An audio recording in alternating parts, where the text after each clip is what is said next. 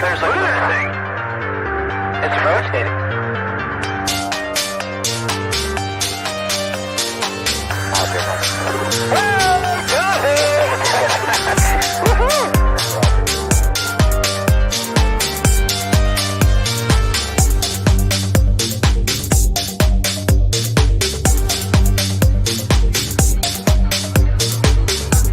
What was in the skies over Jerusalem, and why did it stop one of the most treasured sites in Christianity?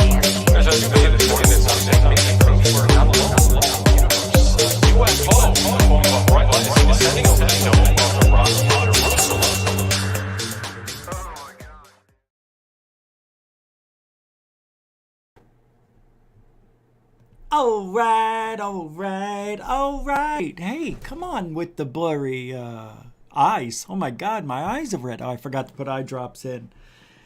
Welcome to GUFON, everybody. It is Friday the 13th. The 13th! Oh, I didn't even know. I thought it was the 12th until I just looked. It is Friday the 13th. Oh. What are you going to do?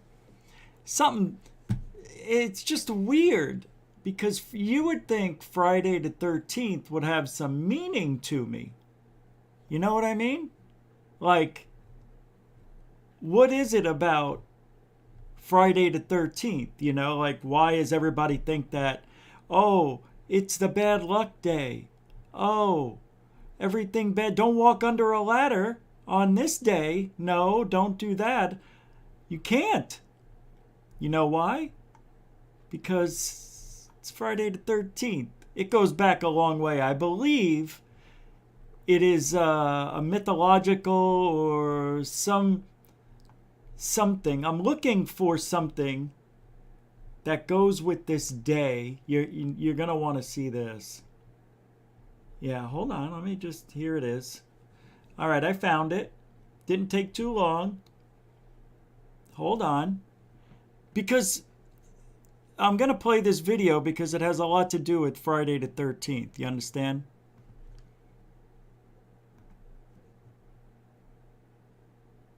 And that's because it's Gorilla Gamer's birthday today. Happy birthday to Gorilla Gamer.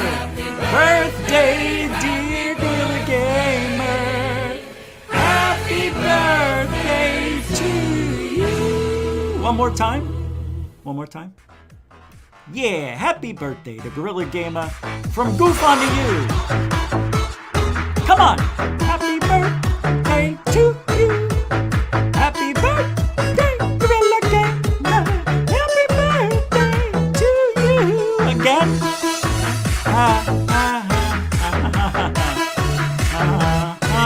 Yeah.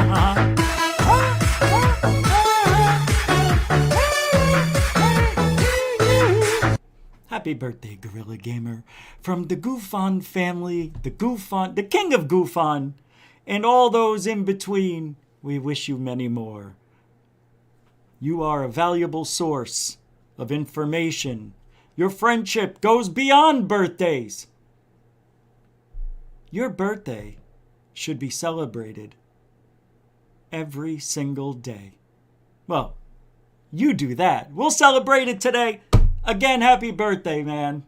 Good to know. Was it the Gorilla Gamer? Was I right? It was the Gorilla Gamer? Did I say the wrong person? No, I was right. I got it. That would be uncomfortable. That would be uncomfortable. This has got to stop. You know, I don't think you want to see me in high def anyway, but something's going on. Yeah, my eyes will get really, they're like pink almost. Yeah, they're red. Come on with this camera. Yeah, I didn't even care today to fix it. I still have food on my finger from the eggs. I ate eggs before I came here. That was gross. I washed my hands. This is terrible. I mean, who can do this? Oh, okay. Well, you're going to have to remind me. You know me and my memory. Still got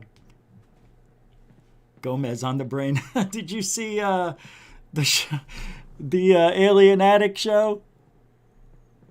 Did you watch it? There we go. It was fun. Yeah, it was a good time, man. Yeah, I'm surprised if you didn't see it on Alien Addict about 4 hours ago. We spoke with UCR Lu from Unidentified Celebrity Review. Yep. 3 hours. 3 hours. It was getting a little long there because I don't feel so well. But a lot of stuff to talk about, but I can only do so much, right? Yeah. Josh and Artemis were there. The Josh and Artemis show stayed at home. No, they brought it? Oh, that was them? I guess you did bring it. Yeah, that was the studio. Right. The Josh and Artemis show was there. Richard Northwood was there. And then Third Phase of Moon called or chimed in. And Manny from Area 503 also added 2 cents. And then some. We'll definitely get into that a little bit. I don't think we need to go over too much of all that all over again, because I think a lot of you were there. I'll play a clip here and there. We'll get to all that. But it was interesting. Ibnar Stratabus. Hey, that's another 20. Are you Lou? Is this Lou? Elizondo? Is that you? Can you imagine? Thank you very much, Ibnar Stratabus. That's the first one of the day. We are a donation-supported show. Our show is supported by your donations. Facebook, Twitter. Oh, that's the wrong one. Yeah. Oh, yeah. PayPal, Cash App. All the others. All the links are in the description. Oh, I didn't put them in the description today. Oops. They're in every other show's description. Stephen Cambian, who couldn't make it, made a video. I don't know if all of you saw it in his response to what's been going on. But because we all love Stephen Cambian so much, because he is a fellow GUFOnian, Ibnar, we're going to give you this. That is really thoughtful to be the first one, too. 20 bones. It's nothing to sneeze at. Well, that's right. We're not changing for anybody, Ibnar. You gave the perfect donation, $20, and you're that good. Because you can. Grazie. That was a good one. Thank you.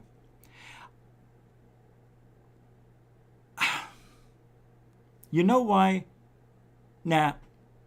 I'm going to play this just for a minute or two so you can see what Cambian started to say and you can make a judgment.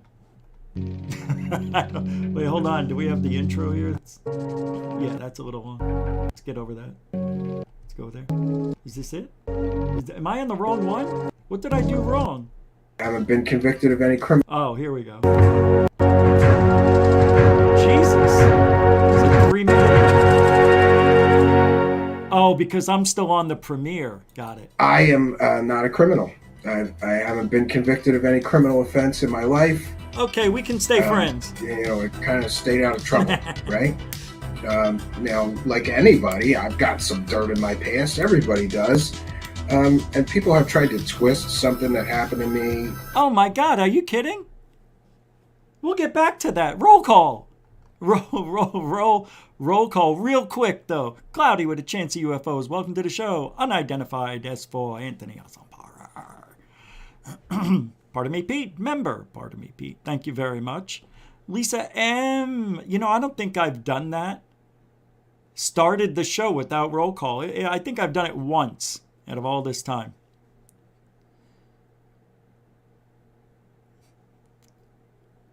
At least Lucy R.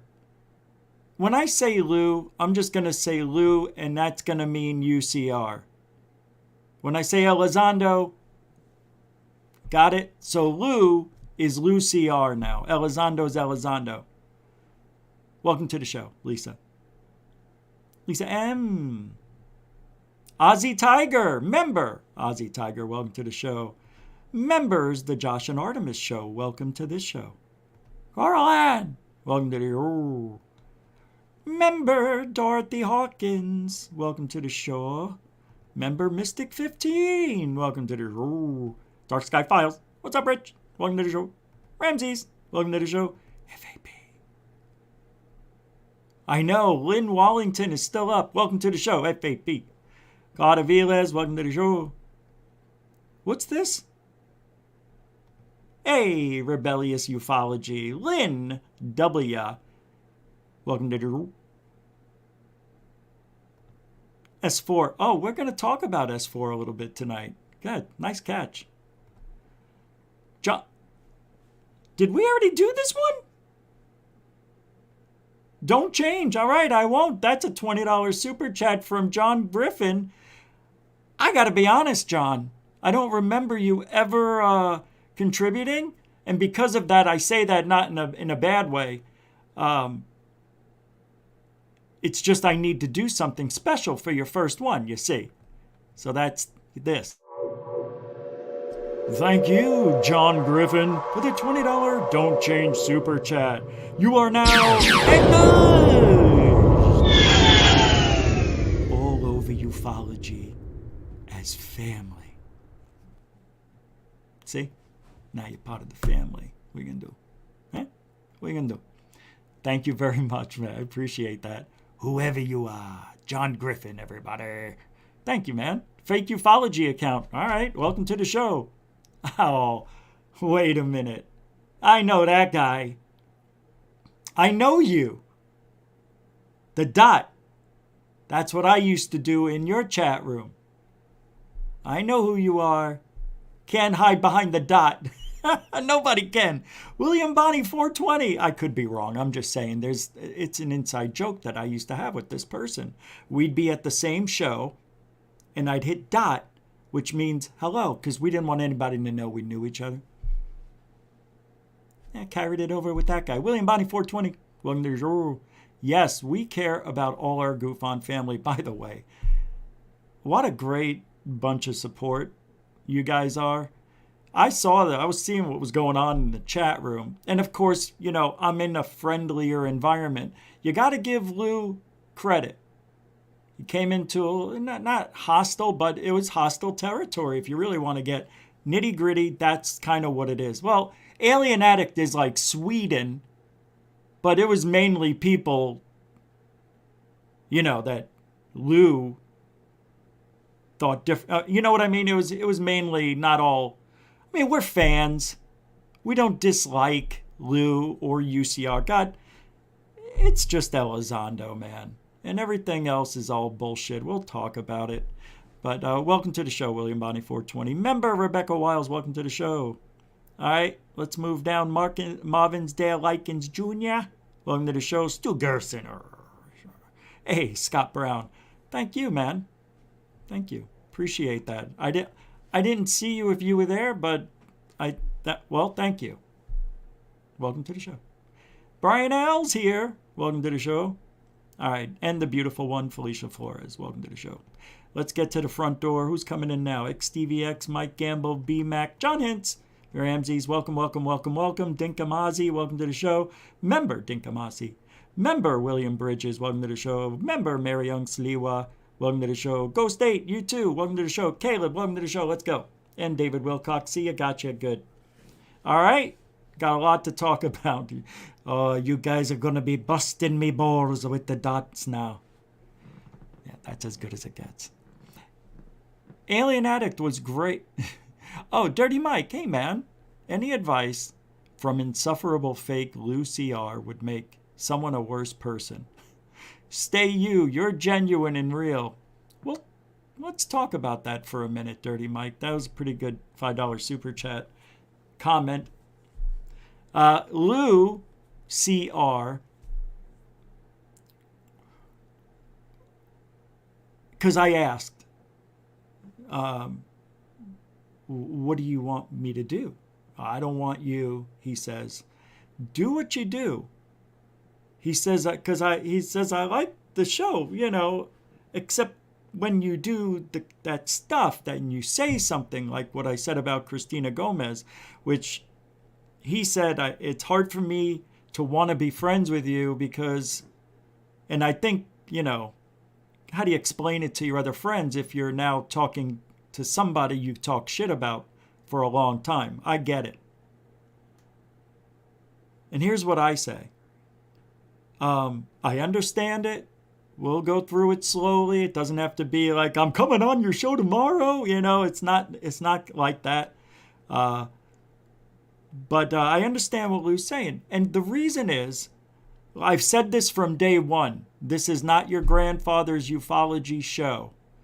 I came into this platform with one thing in mind, and that's to act like I'm talking to my buddies. So what? I said, and I understand it's not the 70s, and saying the word broad, meaning a woman, can be offensive to some people. It all depends on how you say it. And usually when I say the word broad, because my mother would smack me, but then she'd laugh at the same time. She'd go, broad. They are broads, my mom would say. She would say it. All right? She would say it, but I know, behind closed doors. But I'm not ashamed of saying it because I know the context it's in. It's not in a harmful, hurtful manner.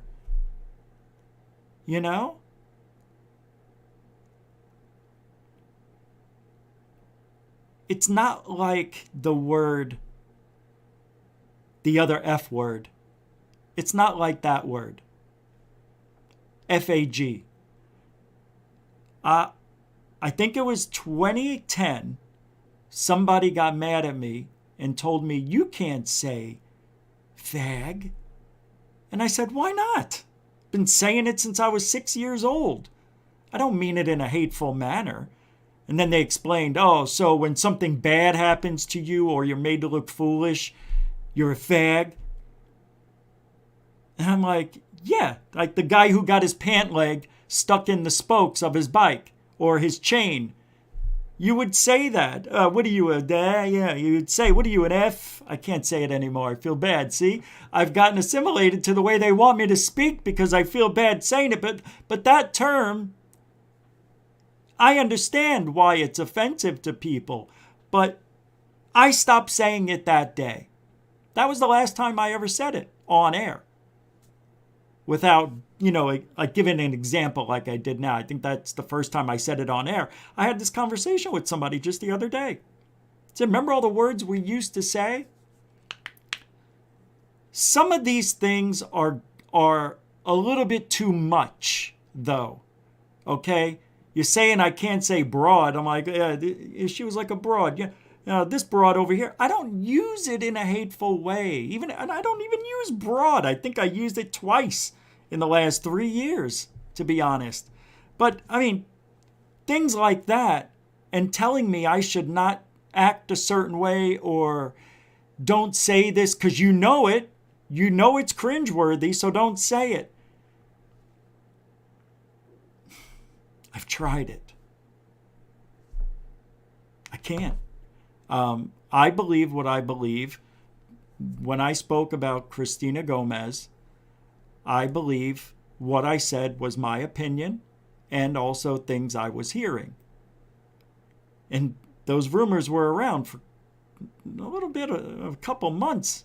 I just never said anything.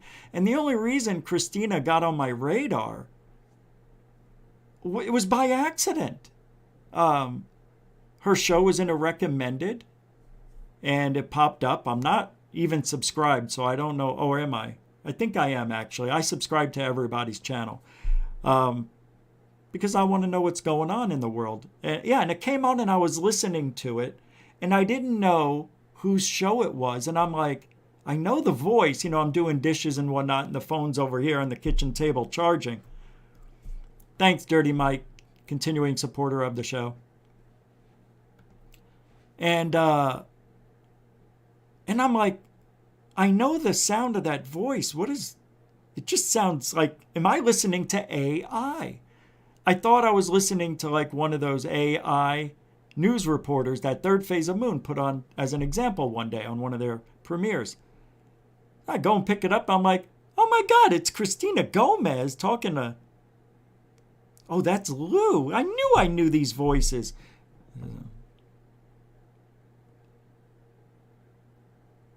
Was it Lou? I think it was Lou. No, it wasn't Lou. It wasn't Lou. That happened afterwards. Same thing happened. I said, I know the voice. Don't know who this person is, but I know the voice. And I looked, it was Lou. The first one, I think it was, that's who it was. McShillen. Yeah, it was McShillen. Now I don't know if I'm lying. Holy shit. It was back. All right, here's where it was in February. So whoever was on Gomez's show in February. Anyway, it doesn't matter. I didn't recognize the voices, and then I realized it was her. And then I noticed that she looked kind of funny talking. And Lou said today she has a learning disability. That's why she has notes and all this stuff. About 3 or 4 of us said, so do we. I mean, I'm dyslexic. I never called it a disability, but, or I guess it is. But I used to invert my numbers all the time. N letters, N and M's, D's and B's. Forget about it. So, coincidentally, somebody sent me a message on Twitter that there was people going after, I think it was Nocturnal News, and I'm not sure when this was, but it led up to that Christina Gomez thought process, because I don't know if it was around Christmas time or New Year's, but it was going back to the Girls with the Butts show, whatever that was, and that they were being sluts or something like that, and Nocturnal News was getting kicked around pretty badly, but he just made a comment, according to him, because I've had an interaction with him. He said he was just joking, but everybody started calling him a misogynist, and I'm like, oh, I didn't really think what he said was horrible. But nowadays, people think that if you say something that's cringeworthy to them, you should be canceled, or I can't listen to you anymore, because 99% of everything else you do is bullshit because you believe that you can talk this way. You know? So you don't listen to the show. It's not that I can't listen, Lou said. I just can't share it with anybody or even on my show. Because, and I'm like, wait a minute, man. There's a lot of things. There's a lot of shows where I don't talk badly about anybody. And quite frankly, I know what I'm saying when it comes out of my mouth. And I know what impact it might have. I don't plan it. But, I mean, I have a brain. And I said, I can't see what's wrong with me saying what I said about her. And I've listened to it again since. There was a couple of things I wish I didn't say, but I said it. I know I don't know if I want to apologize. I don't know. I'm going to have to think about it. And I want to listen to what Lou has, because he has 4-minute clip of me talking about Christina Gomez or some disparaging remarks. I don't know about how many people, but I was assuming it was just her. So I'll listen to that when he and I get around to it. And I will actually make a decision whether I think I need to apologize publicly to Christina Gomez or not.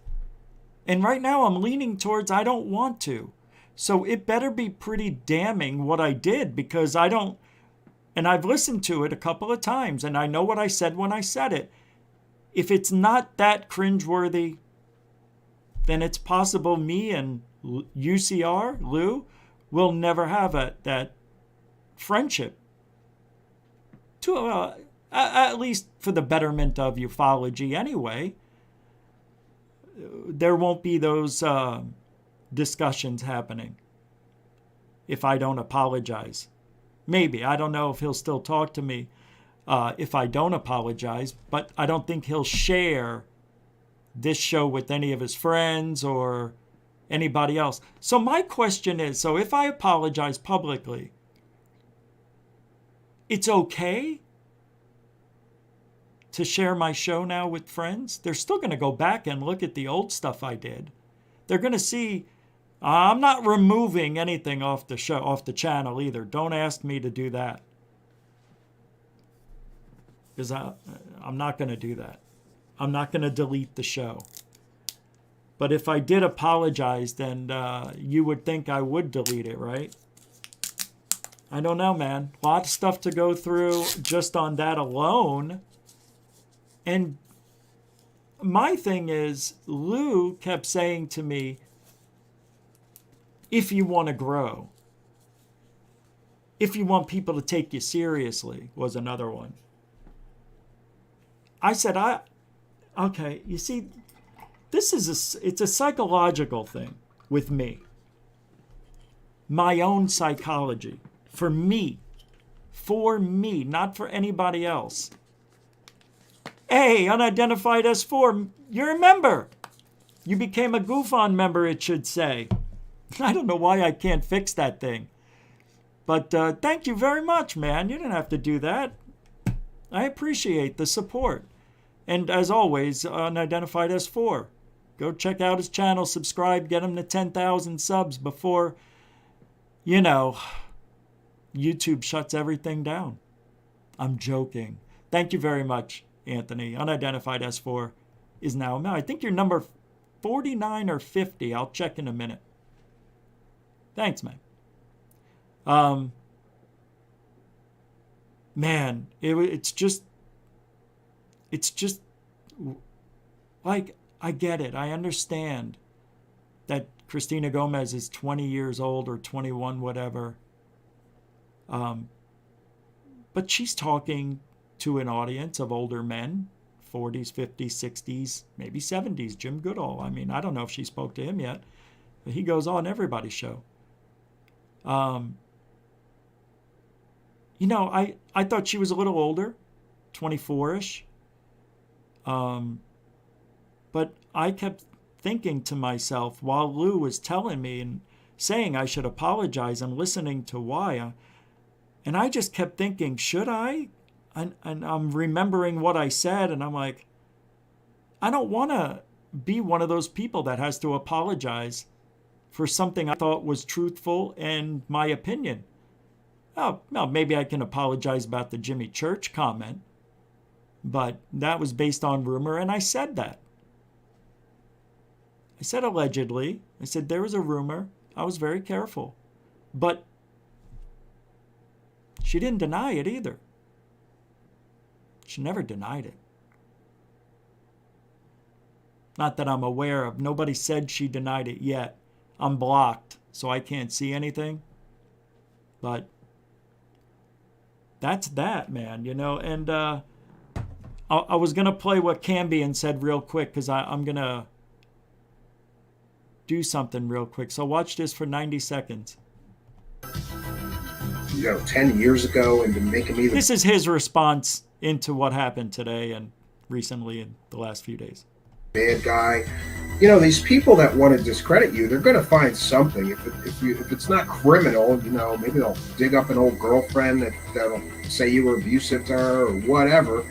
We see this sort of cancel culture is out the wazoo now. It's easy to discredit people. It's easy to discredit people, and it's easy to turn people against people, right? And also, I just want to give a word of caution to everybody that is, saying, well, pay one of these background check companies. The information from background check companies is often terrible. They conflate different people into one report. I got burnt myself in a situation where, I thought somebody had all these criminal convictions. It turns out it wasn't him, but a same name, somebody with the same name as him. You got to check the birth dates. You got to check, it's very problematic for somebody to, for example, pay $40 for a background check on somebody and then run on the internet and say, see, that guy's a criminal. What I would caution anybody is if you do that background check, they're $40 or $50 on the internet, you've got to find more sources. So once you get the background check, if it says somebody is a criminal, you better call the court that criminal case was resolved in and verify that person's name, date of birth, whatever you can to make sure that that information in the background check is accurate.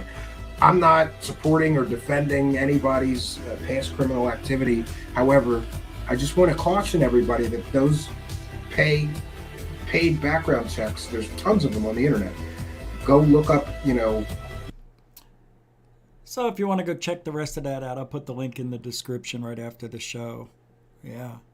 I was having issues with uploading information after the show. So the last 3 out of 4 shows, there's not even the links to the videos I played because it wouldn't save the information. It just kept running the line, saving like it does on YouTube in the studio. But anyway, Stephen Cambian there giving his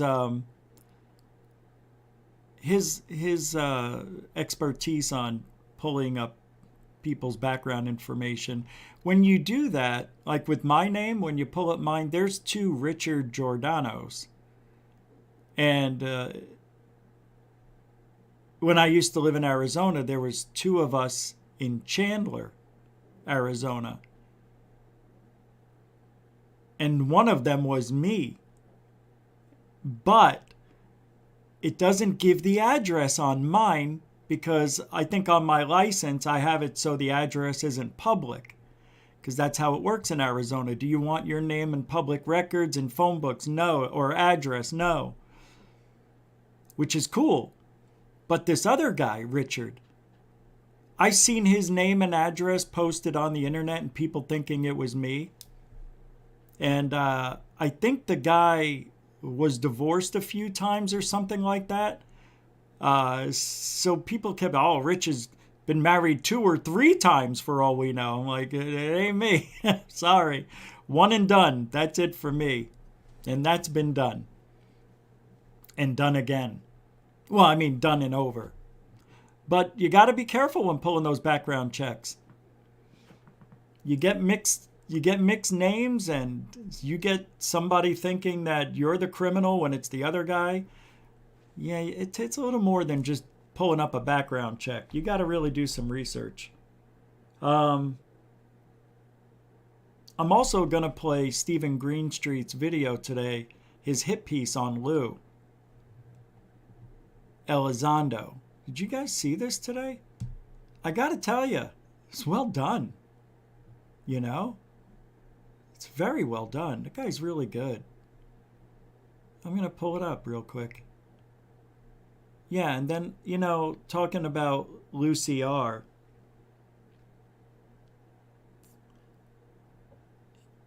Lou, hold on. Elizondo, first of all, supposedly leaked that DM, that message, I know it's dark, to a guy named Richard Butt, right? Did he know this Richard Butt? He must have known the guy. But to do that, I don't know, man. Lou said he had some sort of conversation with him online on Twitter. I don't know if it was DM or whatever, email. I don't know. It sounds like you know what I mean? Richard Butt, like Dick Butt. I don't know, man. It sounds like Lou Elizondo. I don't know. I think Elizondo's Richard Butt. Used Richard Butt, made believe he was Richard Butt too, and went on Twitter. I mean, that's what Lou does. If that's his job, to confuse everybody, that's how you do it. You make it look like you're having conversation with somebody and make it look like they're the ones Because why would Lou share that with that guy? And even UCR said the same thing. Why he would have shared it with a guy named Richard Butt. But that's the joke. That's the joke. It's on us. Right in front of our faces, under our nose. Richard Butt. Come on. Not buying it. I don't know. I don't know what to buy. But anyway, you don't ask somebody that question. Are you a felon? But I liked it. I sure did. I was very impressed that he did that, but I'm not sure if that was the end of their relationship at that point, but I think it is, or was. I don't know, man. It's all over. Also, we also know that if he didn't have Lou on 7 times, we talked about that last night, they would probably have less subscribers than we would. And I started in late 2019. So I've got 6 months on them. That's it. But I had help. 3rd phase of Moon. So I guess it works both ways. And Manny called in. Manny chimed in. Area 503. My God, I'll have to play some of that. I'm gonna play a minute or so of Greenstreet from the New York Post. This is really, I could talk about the whole thing, but it's 40 minutes long, 43 minutes long, and I'm not really going to get, I might as well go to the halfway point. Let's do this. I could just tell you what happened in it. This to me proves that Elizondo did not run Atip. And Atip is the nickname for OSAP. So that would mean Lou says he worked in Atip running a separate organization when it wasn't. It was OSAP the whole time. But Lou has put out that tweet. I never worked for OSAP. I worked for Atip. This is very confusing. What's going on with Lou's background? Stephen Greenstreet, this video is amazing.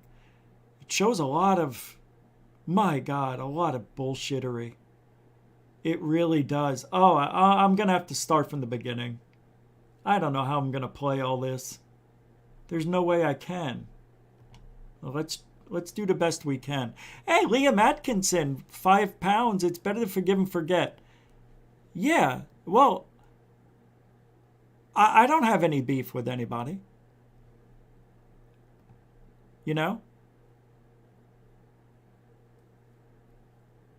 I don't have a beef with anybody. But you're right. If you're meaning it's always better, just in general, you're saying it's better to forgive and forget. But then you said be the better person. That could mean me or it could mean generally. Either way, you're right. That sometimes it depends. It depends on who it is and what they did.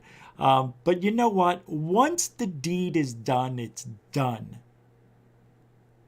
If you learned from what you did wrong, that's all that matters. Why can't I just say, I don't want to apologize for what I say or do, but I'm learning as I go along? That still is an excuse because I do know better. I do.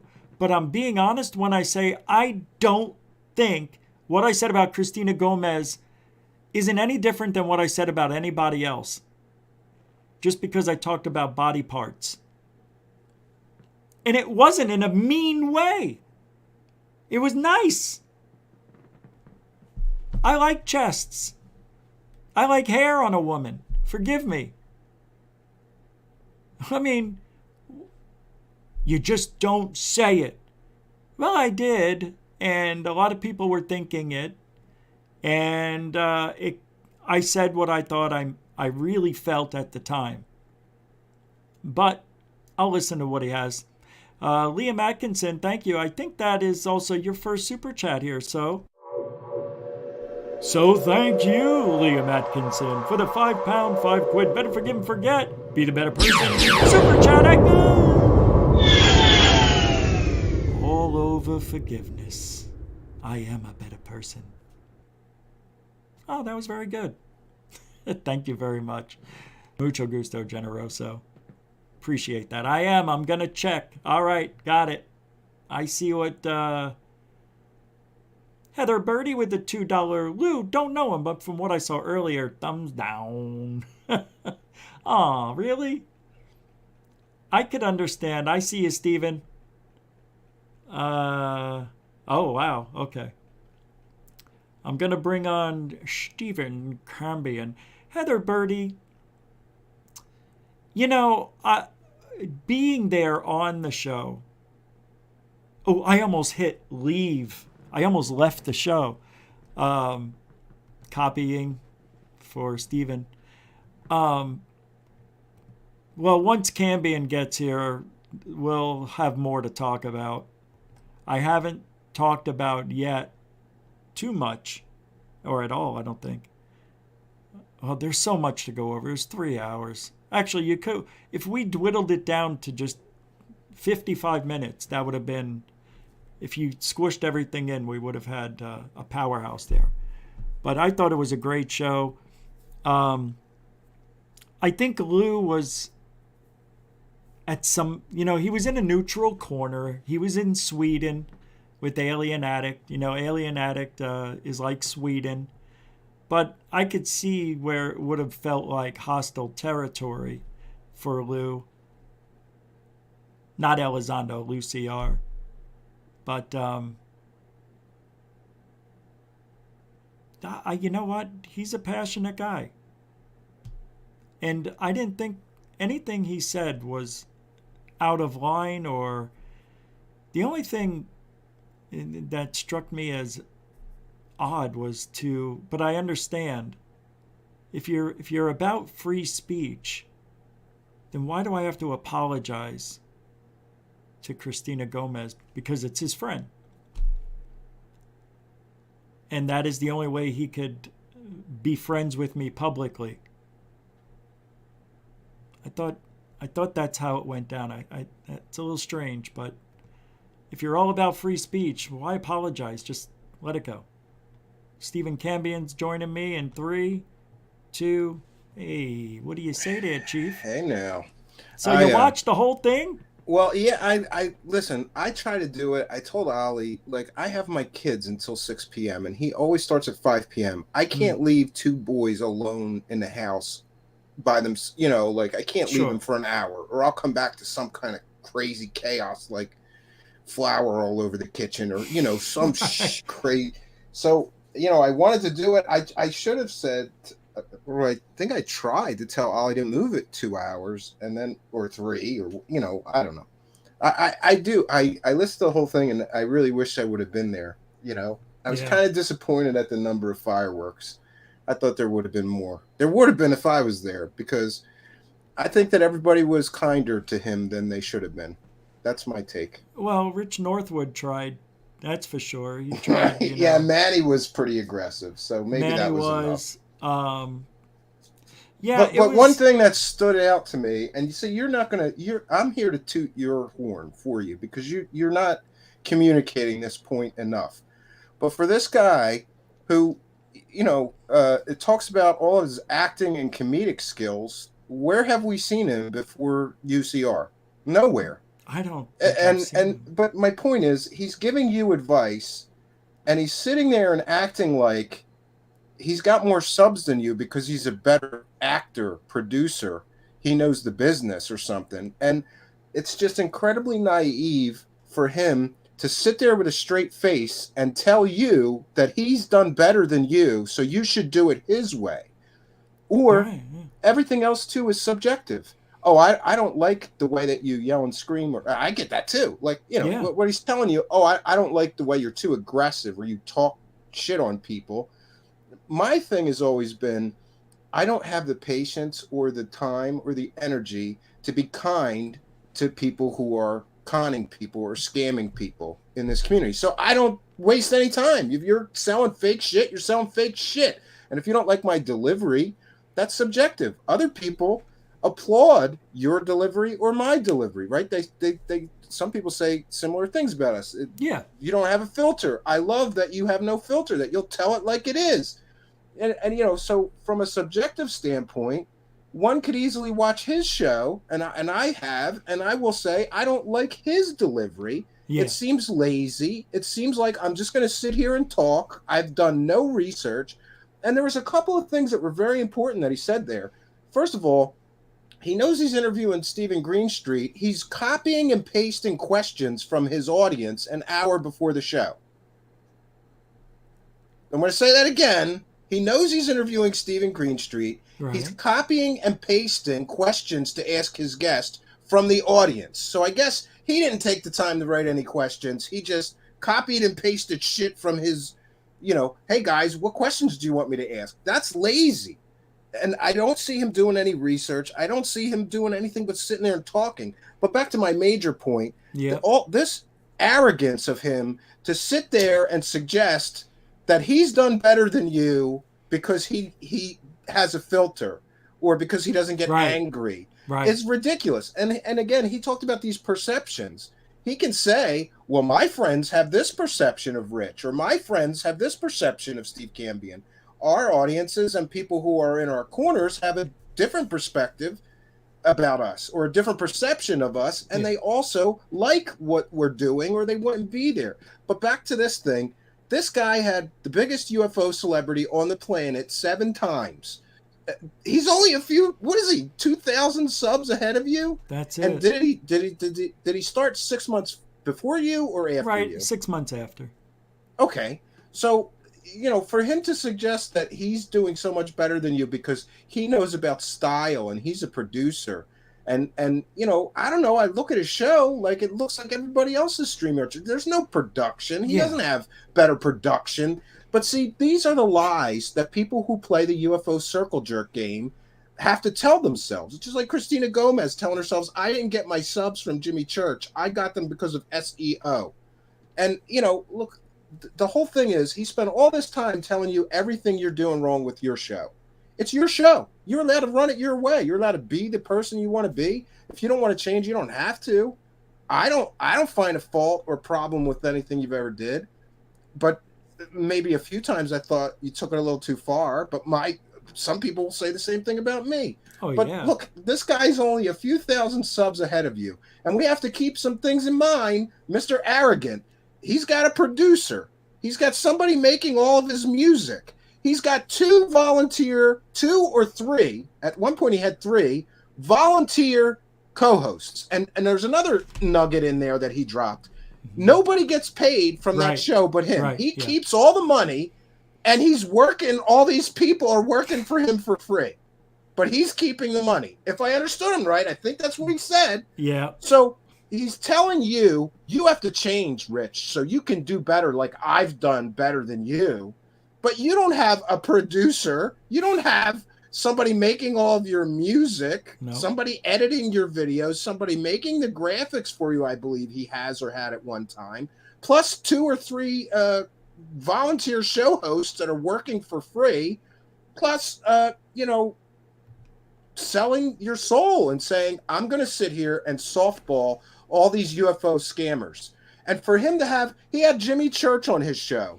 For him to have Jimmy Church on his show and not point out that Jimmy Church has pumped more fraudsters, fakers, and ridiculous fake people than anybody else in the community. Like, you couldn't even ask him, like, hey, Jimmy Church, what was the deal with you letting David Wilcock literally run a GoFundMe scam on your show? Do you think that was a good idea? He does no research. And that's another thing. I'm going to start calling these guys the 2017ers. A lot of these people, like him, I've never seen him before 2017, never heard of him.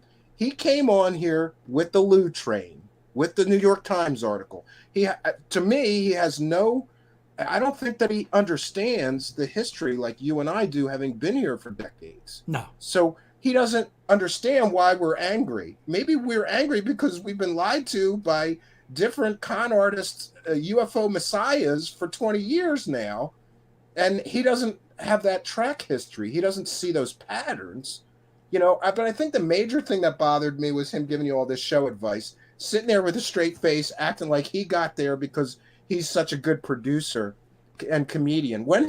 I've never seen him be funny on a show. Have you? I haven't. He's a comedian now? I guess. No, he's a comedian. He's a comic. He's a stand-up comic. Didn't he say that? Yeah, that's what he said. I've never seen him be funny on a show. I don't know. And then the thing is, he's like critiquing my comedy bits. I'd love to see his.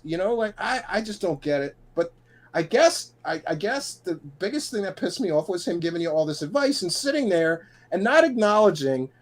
Look, the 7 interviews with Lou Elizondo, and I don't care what he says. He got 50 to 100 to 200 subscribers probably with each of those. At least 2,000. And he's also not aware of this, and maybe you can verify this or tell me what you think. But I'm a data guy. I track things. So I can show you with data every time I've done a show critical of Lou Elizondo, I've lost 50 subscribers. And I can show you with a day, or 25 to 50. Every time that I've done a show, and I mean a focus show, like if I just talk about him for 10 minutes, you don't see that dip in numbers. But if you do a 2-hour show with the, Manny from Who's Lou, agreeing with him, saying, none of this shit makes any sense. He lied to the New York Times. He did this. He lied to them. He lied to this. He's manipulating these journalists. He's manipulating these podcasters. Minus 25 to 50 subs. But I'm okay with that because I'm not going to sit there and just lie to my audience, lie by omission. And that's another thing. I wish you guys would have pressed him. 7 interviews, and he said, I asked these hard questions. One time they asked Lou Elizondo a hard question, and Lou Elizondo lost his goddamn mind. One question out of 7 interviews with the sock puppets was a good question. The rest of them, UFO circle jerk the whole way, and this Danny Sheehan, okay, you pressed him on that. It's just drama-rama. Why do you have the same lawyer as Stephen Greer? I don't understand it. I don't understand him. It must be arrogance or denial for him to sit there with a straight face, Rich, and tell you that he's done so much better than you because he's so talented, right? It wasn't because he sold out and was willing to just sit there and not ask any hard questions to get the Lou. And by the way, I don't want to talk inside baseball, but I know people that have worked with and for him that talk shit on him behind his back. They say he is the laziest sack of shit and he keeps all the money. And he's always focused on, we got to make more money. We got to make more money. But what he really means is, I have to make more money. I have to make more money. Fuck you, co-hosts. I'm not giving the co-host a cut of this. I'm not paying. I guess he's not paying the producer or the musician making the music. He's keeping all the money. Like, he said, I just don't know. Like, I'm sorry, I'm passionate tonight because I'm driving the whole way steaming about this shit. I'm like, these people are going to interrupt my cabin time. I'm going to do my own live stream, or I'm going to go on Rich's show because this is some bullshit. Like, I don't understand how he can sit there with a straight face, right? And I wish that he would become aware of that reality. And anybody, look, we can look at the channels that are pro Lou. They're bigger than the channels that are anti Lou. Yeah, that's for sure. Reality. So for him to sit there and say, I've done so much better than you, Rich, I'm going to put my producer hat on and tell you how you can succeed, right? Yeah. I think that you would be, I don't want to say stupid to follow his advice, but I think that you should really consider the source of that advice and the hypocrisy coming out of this guy's mouth before you change anything. Now, I will agree. Look, everybody's got things they can improve on, right? Yeah. I'm always trying to make my show better. Get me better intro bumper, better outro bumper, better break bumper. Get me more production. Get some overlays, better graphics, better thumbnails. But the audience is connecting with the host. So I would think it would be terrible advice. It would be like telling Howard Stern, you should calm down and not do controversial things. Right. Because, and then it's another thing. How do I say this correctly? Like, he got to get all those subs because he was willing to sell his soul and sit there like a dummy, do no research. And by the way, I wish I was on the show because I could have showed him chapter and verse. This person that you had on is a con artist and they lie like hell. And you didn't. Deep Prasad. This guy's telling everybody he's got $3 million He's got a $3 million investment in his company. That's a goddamn P.O. box. There's no way Right. somebody's investing $3 million in a company that's a P.O. box. He didn't bother to do that research. He didn't bother to ask the questions. He didn't bother to ask Jimmy Church anything. You know, because he's doing the circle jerk. Play the game. You got to be nice to everybody. Don't pull up, don't mention when they're conny or scammy shit that people are doing. Because they won't go on their shows. He knows that if he says anything, that's it. Everybody's got to make their own decisions. For me, I decided that if somebody's such a coward, they won't answer questions about shady shit they've done in the past. If they won't come on my show because they know I'm going to ask them shady shit, then fine. And remember, too, on that show yesterday, he starts saying, like, oh, nobody will go on my show or your show. That's garbage. Anybody that has things to hide may be avoiding you or me. But I can get a lot more guests just like you. And that's another thing. He's 2,000 subs ahead of you. Look at all that help. A producer, all these co-hosts, and selling out, licking the ass of every celebrity that comes on his show. And he's only 2,000 ahead of you. And you, like, I have a lot of respect for people like you, maybe because I'm in the same boat. I'm a freaking one-man army doing this thing. Mm-hmm. I don't have all that. I have no help anymore. Zero. Yeah, and I go every day, but he, I was a little taken aback by what he said. Like if I just did this or if I just did that, I could be so much bigger. I'm like, well, what makes you think I need to be the biggest anyway, or bigger than you? In other words, sell out, forget it. Just. I could have I could have long time ago, man. That's what I was saying. When I first started out, I learned after like 4 to 6 months that all these people are stupid. Nobody does research. Nobody checks. Nobody's vetting me. Nobody asked me any questions about the sighting I gave them. For all we know, it could be a plane. But they liked it because it gave them clicks and views and all that stuff. Yeah, exactly. And you know what? One of the other things that I noticed is the apology, the Lu apology tour by him continues. He's backpedaling and double talk, double speak. I guess that's what you call it.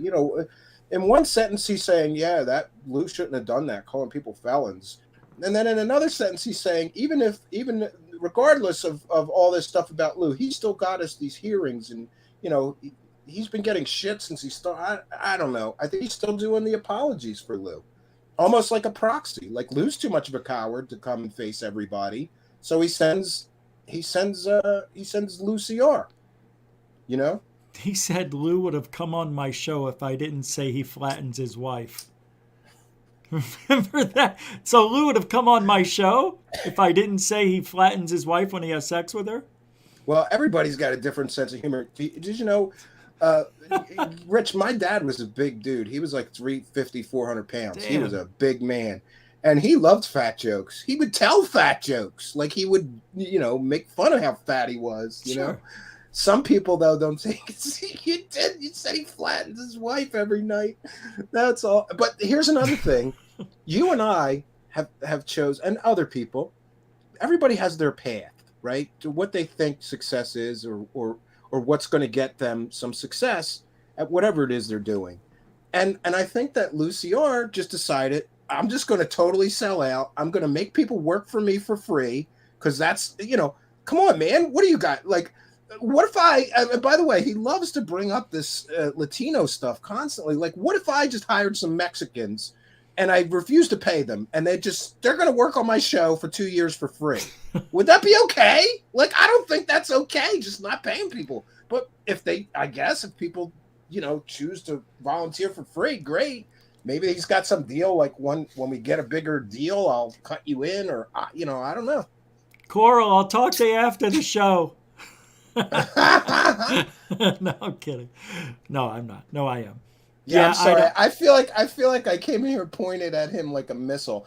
And I will say one thing. I just cut my thoughts of this Felon 5, and I was really angry at him. And I will tell him, look, I'm quick to anger, but I'm quick to forgive. I'm already most of the way there, forgiving them for releasing these private messages because it caused all this drama for me. Like, I got a cousin that's interested in in conspiracy land. Yeah. And he called me and he goes, Steve, did you do jail time or did you get in trouble and I didn't know about it or something? You know, like I've got family members calling me, asking me if I'm a criminal. Then, you know, you've got haters. So do I. They pounced on that shit because they mentioned me in those texts. Everybody was saying I must be a felon. And then the speculation of what you did, you know, somebody even brought up a sex crime, pointing it at me. And they caused this, releasing these. If you and I were in that message, but wasn't relevant, and you're talking about people amongst in our community are felons, then you should redact the names of the people that aren't relevant to the felon thing. They didn't do that. And I think that was purposeful. Yeah, now everybody can be, who's the felon? We're going to get like a wheel, like the wheel of felons. Put everybody's name on it. Woo, we'll spin the wheel of felons. This is crazy. And where is that list? I was trying to. I've heard that Rob Heatherly was passing that list around, and he's the one who originally gave it to Lou, Mr. Research guy. You know, I'm going to look up dirt on all of Lou's critics and then send it to Lou and all these people, and that's slimy. And you know, but I was trying to make a point. I did put out this video with my reaction to that, and I was angry. So you know, I apologize. I called UCR a dumb dickhead. And that was a poor choice of words. I don't think you're a dumb dickhead, UCR. I think you're extremely naive. I think you're dishonest with your audience. I think you're dishonest with yourself because you can't look at yourself in the mirror knowing, you know, nobody wakes up every day. Like he can't wake up every day, look at himself in the mirror and go, you know, I did a good job doing this UFO circle jerk, not doing any research, not vetting any of my guests or asking hard questions. I did a great job selling out today to be successful. You can't. So they have to lie. He's got to lie to himself. He said he did ask hard questions. I can't remember what it was. Yeah, I don't think so. I watched the Deep Prasad. A hard question would have been, why are your educational claims fake? Why are you telling people that you have $3 million invested in your fake company that's a P.O. box? Yeah. Can you, you know, let's talk about it. Because it's not just me that has accused Deep Prasad of these things. It's many, many people. Oh, me too. I did a whole show on it. Yeah, you did a whole show on it. Anybody that looks into that guy knows he's a fraud and a fake. Yeah. Or at the very least, he lies and embellishes an awful lot. So I you know, that's the thing with the UFO circle jerk crowd. That's why I get angry, because I feel like the only reason you got that interview is because he knew that you're lazy and you won't ask hard questions. He wouldn't. He's not going to, Deep Prasad is not going to come on a show that's going to ask him about his fake educational claims or his fake company.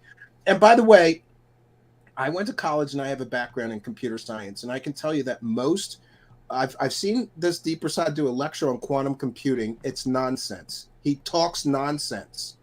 I don't think that he knows the first thing about regular computing, let alone quantum computing, but it is what it is, you know? And now that guy's getting abducted by aliens and stuff, right? Like, yeah. Yeah, the story. He realized that he needed to step up his game. It's kind of like Anjali before Anjali. Yeah. It's just a little different because he's so young and man, how he could have had all these life experiences, it's just ridiculous. Yeah, Deep Prasad's a joke. Everybody knows that now, though. But they still talk to him. People still talk to him. I can't get over this. All the UFO circle jerk shows let him come on and tell his tall tales and his fairy tales. And they don't call him on it. And, you know, I think that's the problem that I have with this UCR. I'm not judging his choice, but in my estimation, looking at the situation, it's like you are selling out, doing whatever you can. And again, you know, he talks about being an actor, being a comedian, a stand-up comedian. Like, where can we see your acting? Where can we see your stand-up comedy? Right. You want to critique me and my comedic skills or my comedy skits? Let me see your stand-up. You know, and that's the other thing. I don't think that he would. I could be wrong, and if I am, I'll apologize. I don't think he's been very successful at anything else. This is the biggest spotlight he's ever seen in his life. He's a failed actor that waits tables, right? I mean, I think he said he works in a restaurant. He's a failed actor. And by the way, there's nothing wrong with that. I have a lot of friends that are failed. Most of them are failed actors. Yeah. Yeah, and by the way, in full disclosure, I was a failed actor. I was in some indie films, and none of them did well. And some of them were like, after I saw the movie, I couldn't believe I was in it. I was like, Jesus Christ, this is so bad. I like want to call them and tell That's them to embarrassing. take my name off of this shit show. This is terrible, you know. But you work with like, you know, independent producer directors. They're trying to make a film, and it sounds pretty good. And hey, this will be some experience, something for my IMDb page. I was in like a whole bunch of different ones. They didn't even make it to IMDb. That's how shitty they were. You know, I thought at least I'll get an IMDb credit. Nope. That's how. Yeah, aren't though? I thought those were easy to get though. I think they are, but these producers, I guess, some of these producer directors, like one guy I worked with was just like a spoiled rich kid with too much money that decided one day he wanted to be Quentin Tarantino, basically, you know. So he would like he would pay the actors and pay the crew and everything. So it seemed like a good deal to me until I saw his editing, and then I went, "Oh my God, this is terrible."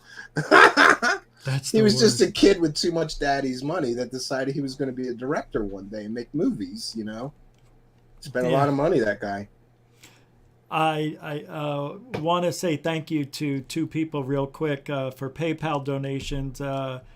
Nathan Allen with $14. Thank you very much for that. And also Brian Kegler again with another $100. Thank you very much for that, brother. I appreciate your your kindness. I thought it said 1,000. I had to look twice. Okay, thank you very much. I'm like, holy shit, that's like, well, he's almost at 1,000 at this point. Thanks, guys. Really appreciate it. Do you think that actually, I do think though that show might have softened everybody's tone on the others, right? Like, do you think that you're going to be as harsh with him going forward? Or do you think you'll be kinder to him, having spoken to him in person? Because that kind of I don't takes think the edge off, right? It takes the edge off a little bit when you actually have a conversation and you get, you know, you try to understand the guy. Of course. But I never had anything really bad against him, like in the way I need to talk about him today. It was never anything like that. Pretty much I only really spoke about him when he had Lou on. And maybe some other people. But the other two on the show were, man, they seem to think like he used to think. Because he used to be talking shit about Lou. I remember him when he first started out. When he used to be by himself. Yeah, the other two, Rather Be Squidding and UFO Jane, is it? They don't seem to like Lou as much. I don't know why, but I don't think they do. We've heard Rather Be Squidding. He's the one who started all the controversy a few months ago. Yeah, I have a lot less problem with that guy, but I guess the problem that I have is, I guess it's a good formula. Like, okay, we're going to have this guy here, and he'll be the skeptical guy. But they almost never let him talk, from what I've seen, you know? Guest will talk for an hour and a half, and then they go, well, what do you think? Right. You know, like... It's like they're just there. Yeah. But every now and then they say something. They're not bad. I don't think they're bad people. I just think Lou has been a little bit manipulated and played. Yeah. And you know, listen. That's a perception I have. He should realize too that there's no shame in being manipulated by a CIA psyop like he was. That's true. I mean, there's no shame. They're professional manipulators. There's no shame in that. Like, you fucked up. You thought you could ride that pony, and that pony rode you. You know? Yeah, Lou reached out to him according to Lu CR. So Elizondo reached out to be on his show, or his people did. I don't know who did, but maybe his wife. I'm not sure. After she got flattened? Hey. Luke, get off of me. I got to book your podcast appearances so you can sell your book. I didn't just come out and said, yeah, Lou's fat and lays on his wife, flattens her. It was more of a comedic type of thing when I said it. No, I support that. I think it's But funny. what about this Christina Gomez thing? You think I should apologize for what I said? I don't think I should. I don't feel like I need to. I did a show and I said some shit, and then somebody reached out to me and told me some of those things, like she has a learning disability, and I thought better of what I said, or I just reconsidered. If I would have known, a few other people told me that it made me look really petty and small, and I didn't like hearing that, and it did, because I'm pissed off. I have to work to get the subscribers. Right. I have to do good work. I'm not, and for anybody, including Lu CR, to suggest that she got there because she works hard, I could show you with a spreadsheet what her numbers were like before Jimmy Church and what they were after. Oh, okay. This is, she got to where she is because of Jimmy Church. And for him or anybody else to deny it is bullshit. It's bullshit. And maybe, I am just angry because I can't just, I don't know, offer Jimmy Church whatever to get him to pump up my platform, Yeah. Is this the same channel she had before she got taken down? And then it came back and... I think so, but I think she deleted most of her early videos. Oh, okay. Oh, and that's another thing, too. I don't want to be too much... I don't want to be too judgmental of Lu CR, but he's giving you advice. Look at his numbers a year ago, before the 3 co-hosts working for free, before the 2 guests a show. So I just don't get it. He's getting 300 views by himself. We have to look at things fairly.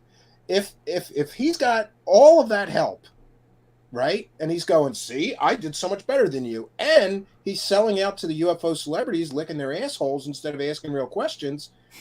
Of course he's going to be ahead of somebody that's a solo act. Easily. That doesn't have all this help. It's not fair. So what I would tell Lou is, what I want him to do is do 5 shows like Rich next week. Get rid of the co-hosts. Right. No guests. And sit there and do your routine. Hours. Do your routine. Yeah. Do your comedy routine. Do your 10 hours, and we're going to see what your views are like. That would be brilliant. Or his views are guest driven, and if he doesn't admit that, without the guests, he's done. He would get 500 views. Nobody cares what he has to say. They're there to see the guests. That's what I said. I said now that Lou's out of the picture, you're going to see a decline. You'll see that you're not going to grow as fast. You did try to bring up those points, but I think he kind of talked over you a few times because he didn't want to hear what you had to say. You're 6 months. Yeah, I'm 6 months away. Yeah, in 6 months you'll be at the level you'll be at the sub level he's at now, probably. No, it's so bad right now because I got those strikes. My channel's like. Yeah, mine is up and down too. Like I never understand it. Like I do a show. And I have 200 live viewers, and then the next night I have 85. So I don't know if it's weird. If it's the subject, maybe it can't be, dude. I don't know. Everybody knows. They know. There's also more competition too. We've got so much. There's so many shows now that I can't do a show when most people aren't streaming anymore because there's a UFO show on 24 hours a day now. There's so many. I know I was thinking about moving the time slot, but I don't think I should. I think I should fight it out and just stay here. Yeah, I would like to move to 9, but I don't want to step on you. Oh, and then you want to move to 9? I've been thinking about doing that because, I'll move to 7, dude. Yeah, let's switch next week and see what happens. We'll see how we both like the time slot. That'd be cool. Yeah, let's try it. You know what it is? It's like I have my kids from 3 till 6, right? Or 6:30 some nights. So for me to take care of the kids, get them fed, hope my wife comes home, then jump on the show in 30 minutes is tough every time. So that would be helpful. Okay. It's like a stress box every day. Like, am I going to make the 7 o'clock? And sometimes I don't and do 11, and those numbers are shitty, so I don't want to go to 11. Well, I was thinking about wanting to start at 6, but 7, I don't know. Let's do it. You want to switch? Yeah, we'll switch next week. See what happens. Let's just do it for the hell of it anyway. Just see what happens. It'd be like David Letterman and Johnny Carson switching time zones for a week, right? They never did that. No, but we have the freedom to at least try. Yeah, no, I'm glad that you want to move. I heard that you want to move, so I was going to talk to you off air about it. But we do everything on air now. Why do anything off air? It's like, I'll just ask him when I'm on the street. No, that's good. I think I would like that because I'd be less stressed out trying to hurry up and get a show, 30 minutes after my wife is finally home. And then, those kids are like rowdier at 7 than they are. At 9 o'clock, at 9 o'clock, they're getting baths. They're calming down. They're not screaming like maniacs. So I'm trying to look at my notes here. Yeah, I don't know. I can't think of anything right off the bat. I didn't expect you to come on, so it changed the dynamic here. What else did he did? Oh, look did at we- Area 503. According to Social Blade, UCR got 2,700 subs in January. 1/4 of its total numbers. What happened? 10 times jump in subs. Must have a Lou. Elizondo Must have on. a Elizondo on. Yeah. Oh my God, 2,700 subs in 1 month? Yeah. But That's meanwhile, when Lou was 25%. on that show and you suggested that he got 50 to 100 or something per Lou, he was like, "Oh no, that's not true." He's full of shit. He's It's delusional. more. He can't admit to himself that he didn't put himself there. Elizondo put him there. Elizondo did. Absolutely he did. And now we'll get to see, is he going to do as well without the That's Lou right. bump? I don't That's what think I so. want to see. I don't think so. And by the way, it is a challenge, Lucy R. Do 5 shows, 2-hour shows by yourself with no guest. And we'll see what your numbers are like. That'll be a true test. And then do it your way. Like you said, don't curse. Don't talk shit on people. Do it your way. 5 shows. And then next week, I want Rich to do 5 shows with no guest. And we'll compare your numbers and see who's right and who's wrong about what Rich should do with his show. Because if he's so right, he should be able to easily beat your numbers by himself. That's a fair contest. He Is he should be gonna able do to that? beat. He's He not should. gonna do that. Look, your show, my show, his show. I mean, doesn't matter. Like you got 4, I have 8, he's got 10. It seems like we're all generally in the same range for live viewers.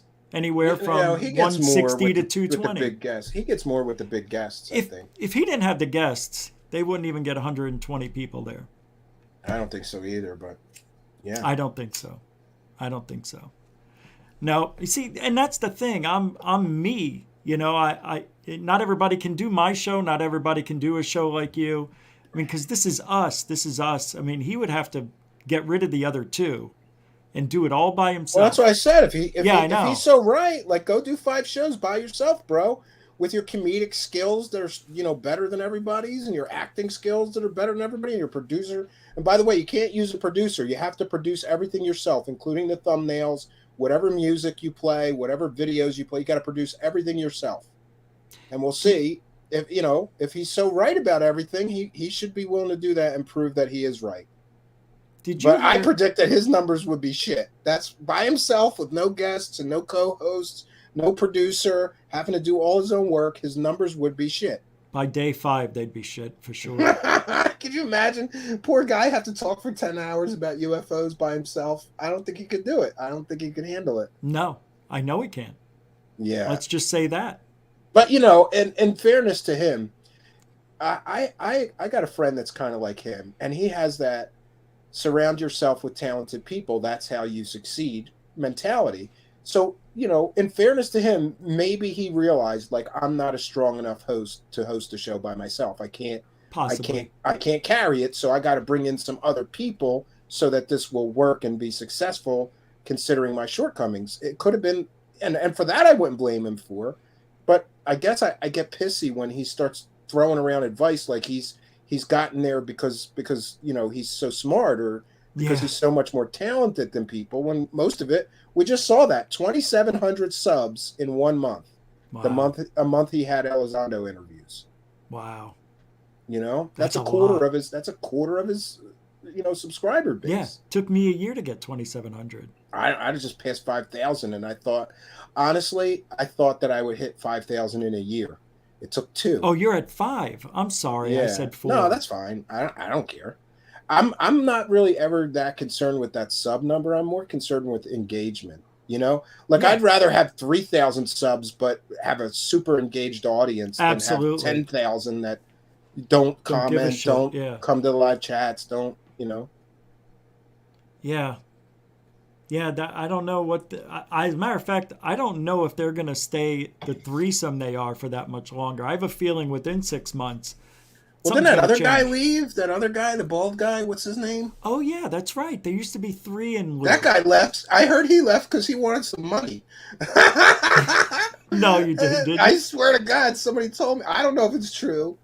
Here we go. We're just spreading rumors now. Yeah, I don't want to spread rumors, so. Forget it.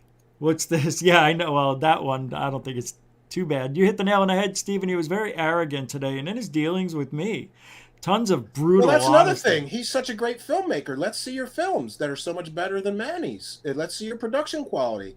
Because I've seen his bumpers and shit on his show. They don't look like anything special. I don't know. Nah, I don't think they are either. They're not better than anybody else's. I don't know. And, like, I keep trying to come back to, like, be forgiving and be fair to him. But Yeah.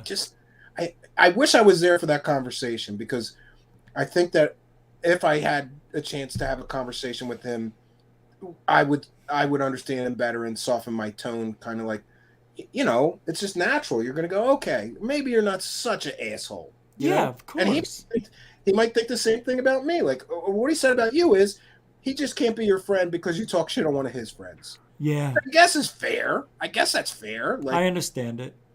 But I would talk to that friend and say, hey, Rich really isn't that bad, and I kind of You know how many people I got to tell that to? People talk shit, I go, he's not that bad, Oh, and then he tried to start shit between me and you. Like, that thing. Yeah, I saw that. Look, that thing with the tragic overture. Look, I swear to God, this is the truth, right? This is the story. Yeah. I was watching Rich bitch about me and Manny. And at the same time, I had a record. I swear to God, I had a record player going first. And then I'm like, I'm not really into this.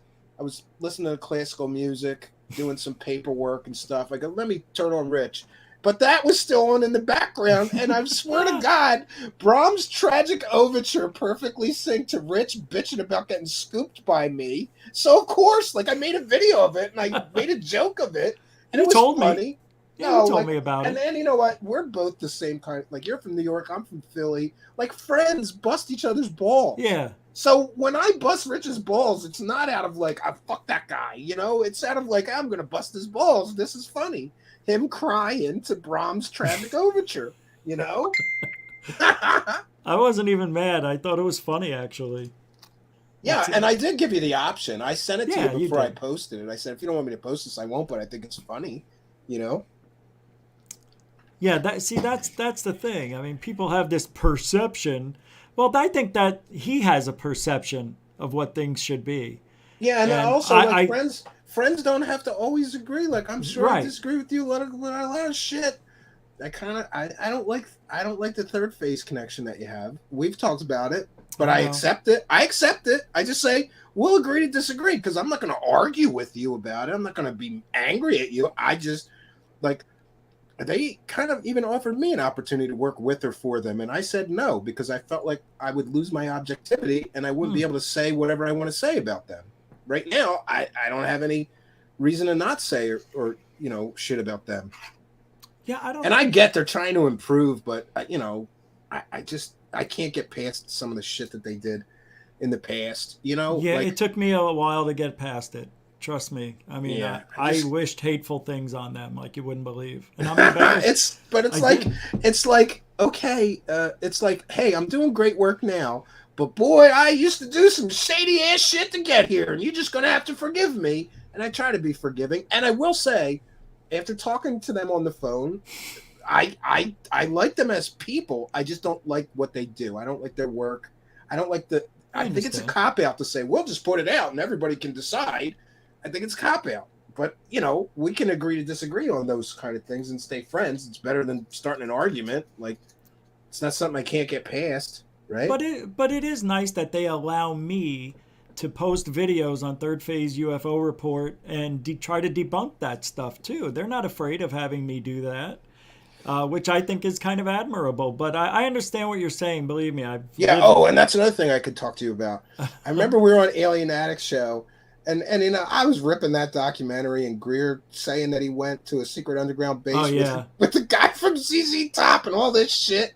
And then you and Ollie, after I left, you said, well, Stephen Greer wouldn't have done the documentary if he knew that people were going to fact check everything he said. And my answer to that is, then don't do a documentary with a guy that wants to lie through the whole, I don't hear you. I don't get it. And by the way, guess who got to Billy Gibbons? Billy Gibbons? I think it's Billy Gibbons, the ZZ Top guy. He said he went on a Oh, secret Billy mission Gibbons. with. Guess who got to him? DeLong. No, me. What? I got to the ZZ Top guy. That's When? Stephen Greer.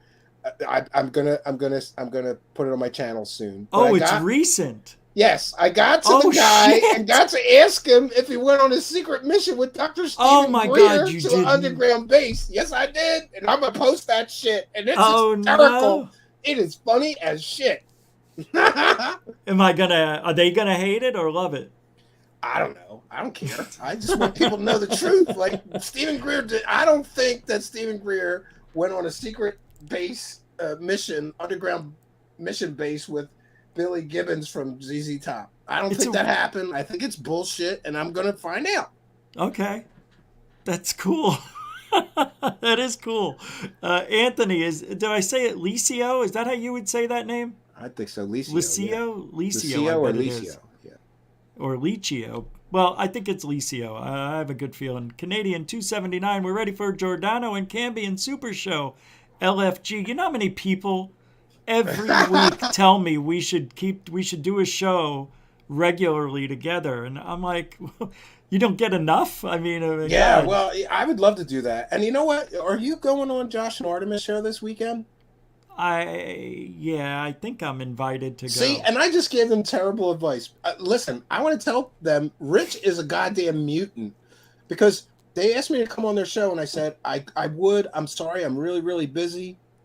I'm moving my streaming studio. I'm trying to keep up with shows. I'm doing all this editing, and I got some stuff going on with my family. And what I told them was a show host is the worst person to ask to be a guest because they got to worry about their own show. But Rich is a mutant. Anybody asks him, he's like, "What time do I have to be there? I'll do it." He and 10 hours a week on his own stream. He's a mutant though. Normal show hosts, 14, yeah. Normal show hosts are too busy to be doing 2-hour guest spots. I am busy though, but I mean, what's 2 hours? What's an hour? It's not going to hurt my day if it's at the right time, and it's Sunday or Saturday. Wait, am I going on Sunday? Message me when. Thanks, Anthony. Yeah, and I'm going to try to make time for them in the next couple of weeks to do. They wanted to do a show on mentalism, and I used to do I used to do a mentalism show, but then I thought they should give me some time because if they give me some time, I can actually do something on the show for the live audience. That's what I want you to do. I love that shit. Yeah, I used to be great at it. Like a mentalist? Yeah, like read people's minds, control their choices and things like that. Yes. You can. It works. I've done it before with magic tricks. It's great. It's crazy. Yeah, I used to love that stuff. You have people pick a certain card. It would be better. It would be better if I, actually practice some of my old effects, and then I could, because just going on there and talking about it is okay. But it would be better if I could do 5 or 6 things and then talk about it. There's a trick and hypnosis. I love that stuff. I would love for you to do that with them, and it would be interesting because I would like to do a show like that. I just don't know anything about it. But there's one trick that the mentalists use or do where they read the serial number off of dollar bills, and I don't know how they're doing it. I think maybe there's some liquid and they paste it on their hand and it's on the bill. I don't want a whole bunch of magicians to come and beat me up. So I know. I could find out. I'm certainly not going to tell you on air, but I'll tell you off air because I used to do that trick. That's a crazy cool trick. I would love to learn. The way I did it was really convincing. I would get 5 audience members to come up with a 20, put all the 20s down on the table, and then I'd pick a different audience member, pick one of these 20s, and put it in your pocket. Right. And tell me which 20 that you want. And I'd pick it up and give it to them. They would put it in their pocket, and then I would tell them to turn their back to me, take it out of your pocket, and read it through your mind, the serial number, and I would nail it every time. Yeah, I gotta learn. So it's pretty convincing. I think I might know it, how you're doing it, but I don't want to ruin it either. I'll tell you. That's a cool trick. Let's just say that I really took advantage of my wife, who at the time was my girlfriend, working at a bank to make that trick work. Yeah. Yeah, she was awesome. She used to get me $2 bills, and she would get me, Eisenhower dollar coins and, Wow. and Kennedy halves and stuff. So now what do you think's going to happen here? You think anything's going to, like, what came of today, do you think? Anything? Well, honestly, I think that Lu CR is incredibly underestimating that text message that he released. He's trying to explain away like, yeah, I'm going to be a tool to help you with disclosure. Doesn't mean that I'm bending over, but it looks like you were bending over. And I think that he's going to lose audience members. First of all, remember what I said. Anytime you say anything negative about Lou Elizondo, you lose subscribers. And many people are claiming that he gotcha'd Lou Elizondo or he's attacking Lou Elizondo. So all the Lou Elizondo fanboys are going to tune off of him now if he doesn't have that access to Lou in the interviews anymore. So he's going to lose subs. He's going to lose a great deal of momentum that he had. But, I wish him the best. I don't know. You got to find a new UFO celebrity to lick the ass of. Maybe he could get Linda Moulton Howe on like 3 times a month or. Aren't they talking to her next week or something? Are they really? Yeah, in a week or two? Yeah. Yeah, and like how that. much you want to bet he's not going to ask her about all the scammy shit she's done over the years? He won't. He won't do it. But by the way, Luciar, DM me, contact me. I've got all the dirt on all the shit she's ever done that's shady as hell. Like selling a video game cover as a real picture of an alien. Like, I don't know, doing stories on crop circles when the guys who made the crop circles emailed her and told her that they made them and she still ran with it. No, it must be aliens. There's so many of these things that she's done. She's always been that way, though. Because I remember her when she first came out doing the cattle mutilations, then got into the crop circles right after, or at the same time. Yeah, I think that she tried to pull the same thing that, she did. She pulled the same thing that Richard Dolan did, which is like, I'm a serious researcher. Right. I'm a serious journalist. And at the beginning, that worked. That I've got to tell you, that Strange Harvest, I think that's a great film. It's like old as shit. It's from the late 70s. But she did a great job on that and seemed to come across like a serious investigative journalist. It just got worse after that because then she needed new stories to sell, So instead of vetting sources, checking on sources, being real thorough, she just Spartan told me that there's a spaceship under the ice, Whatever happened with that? Because I never paid to see what happened. Did they ever show us any evidence? Did you ever pay to see that when she had them on? No, yeah. I there's a documentary, and it's basically like some guy in shadow, and he got his rank wrong in that documentary. In other words, what? He claimed to be a Navy SEAL, and then she asked him what his rank was, and he mentioned a rank that was like from the Army, not from the Navy. Do you know what I mean? Yeah, like he didn't even get his rank right. And veterans pounced on that and said the guy was a fraud. How do you not know your rank? Right. You would never make that mistake. Never. Are you watching Skinwalker Ranch? I can't. I can't. And in fact, my best friend here at the cabin, really, he's just my best friend. No, why can't you though? Why? Because one of my neighbors here at the cabin, like once in a while we drink beers over at his place, and we watch that and laugh about how ridiculous and stupid it is. Yeah, of course. So I can't watch it with a straight face. And that's another thing, like that Luciar didn't do anything about that. He didn't call out all the bullshittery. He talked about it like it was great, and there's been so much money made from Skinwalker Ranch. It's a money machine. Somebody called it a paranormal Disneyland, but I saw that. It was Stephen Greenstreet. I think it's a paranormal cash machine, and that's why this Brandon, that's why the Bigelow bought it, and that's why the next guy bought it, because they knew they could make some money out of it. Well, how are they making money though, right now without charging admission for anything? Well, the TV shows pay good money, bro. And people have said in that guy's defense, well, he's already rich. He doesn't need the money. Right. Go ask any rich person if they're still focused on making money. Yeah, or there's never if they're just like, I'm rich, I don't need any more money.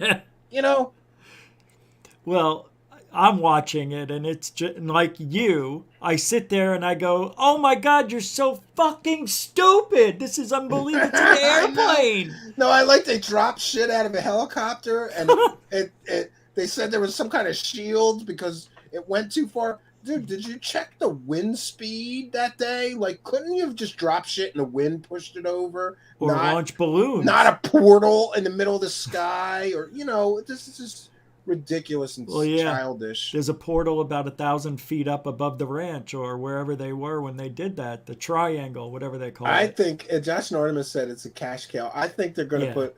I think they're going to put a hotel there. That's what I think. Thought. Yes. That dude does hotels. Yes. So why would he not put a hotel there? You can spend the night sky watching at Skinwalker Ranch for $300 a night. Hell yeah. Have a cheap hotel built with 100 rooms in it. He would do great. Or I would go. I would go too. Yeah. And then you got to go drink at the Blind Frog 20 miles away. I've been there. Have you really? Yeah, and I've been to the gates. I've been to the gates of the ranch too. I couldn't go on, but yeah, I've been to the gates. I've been all around the surrounding areas where it's there's public lands around there. So I thought if there's something flying over Skinwalker Ranch, I should be able to see it from here. And I did a night of sky watch and didn't see shit, but I went. It was something to do. Glory portal. There you go. That's my kind of Looks portal. like a big vagina. Yeah. Oh no. What else is there? What else is going on? Oh yeah, the Congress hearings next week. Do you think that's going to be anything or be a nothing burger? Yeah, it's a start. It has been 62 years, I think, or something like that since 1962. I think it's going to be a nothing burger like the UAP report.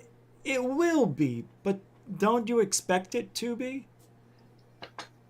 And then I heard Lucy R say he's managing his expectations. Here's what I'll say: I'm hoping for the best, but I'm expecting the worst. I'm expecting the hugest nothing burger so that I'm not disappointed. But he is right about one thing. When people give testimony, they have to use accurate terminology. And that may give people like Jazz Shaw and John Greenwald and others who do a lot of FOIA requests something to hunt for, But I don't think the hearings themselves are going to have anything extraordinary or any information that is new or groundbreaking. I think it's going to be a lot of congressmen asking, like, how come you guys don't know what these things are? You got, sensors and this huge military budget. How can you not know what these are? Or the focus is also going to be on foreign adversaries. Is this Chinese drones? Is this Russian drones? Is this North Korean drones or whatever? Is this foreign adversaries? That's their main and primary concern. Will they? And I'm not sure. Maybe I don't know this, but do you think they're going to show us any data? I don't know. Yeah. I would think that they would, because in order to explain things, like a congressman may say, how many sightings were taken in by all four branches of the U.S. military last year? They're going to need to know some data on that, right? But is it going to be on YouTube or on TV that we can watch all this? I think it's going to be on C-SPAN, so I'm going to live stream it and I'm going to do commentary on it when it's on. Yeah, that's what I would do. Just shrink the screen down, right? Yeah. Yeah, I mean it's public, so you're allowed to restream it and do commentary. It'll be like that. Yeah. Something like that. Yeah, no, except obviously I'll be behind the live because I'll have to stop and say, this is some bullshit every once in a while, Yeah, you got to stop it, yeah. Well, not actually for that you don't, but... Oh, it's 10 a.m. next Tuesday. So yeah, I'm going to have to wake up early for that sumbitch. 10 a.m. Eastern. 7 for you? I think so, yeah. I'm on the East Coast. Oh, yeah. Well, I didn't know where your cabin was. I thought maybe you were... No, it's in Pennsylvania, too. Oh, okay. Yeah. I didn't know if you went to Washington. I just never wake up before, my wife gets so pissed at me. I keep on trying to explain to her I'm on the second shift, relax. Because she gets up early and gets the kids on the bus, and then I get them off of the bus. Oh, so, I could sleep till 3 p.m. technically if I wanted to, and sometimes I do. She gets mad. She's like, really? You're sleeping at 2:30? I'm like, yeah. I was up late, Yeah, man. Editing. I'm on a different shift than you. Relax. I hate sleeping during the day, though, and I finally got my schedule turned around, but it took me basically... Yeah, didn't you sleep through a couple of shows? Yeah, I slept through... At one time, all these people were in the live chat like, Oh, I hope he's okay. And that was a big show It was for an hour me, and too. a half. It was like an hour and a half later or something. You were still sleeping. Somebody had to call you. And it was a big show too, and people were like, "You said we should watch this, and you didn't show up." And I'm like, "Hey, I would never do that on purpose. I fell asleep, and I don't know what happened." Yeah, I've got sleep issues, but I think we're over that. Thank you, FAP, for the $5 super chat. Super dono, no emoji, no comment, just pure love. Thank you, man. Continuing supporter of GUFON. So, how's your channel doing? I mean, you just hit 5, right? Yeah, it's real slow growth, but it's going. You know, I was getting really discouraged, and my 2-year anniversary of my show's coming up in June, and I'll tell you the truth, I was really seriously considering packing it in. But then I thought about it more, and I said, no, I'm not ready, to pack it in. I'll give it one more year before I decide to pack it in. But in this new after June, I'm going to start hitting it a lot harder. I don't work hard enough. I do 2 or 3 live shows a week and maybe some other little videos that I throw in there. I could be working a lot harder. It depends on, man. I mean, I'm lucky. I don't have any kids. I don't have any ex-wives bugging me or anything I have to attend to. You're divorced though, aren't you?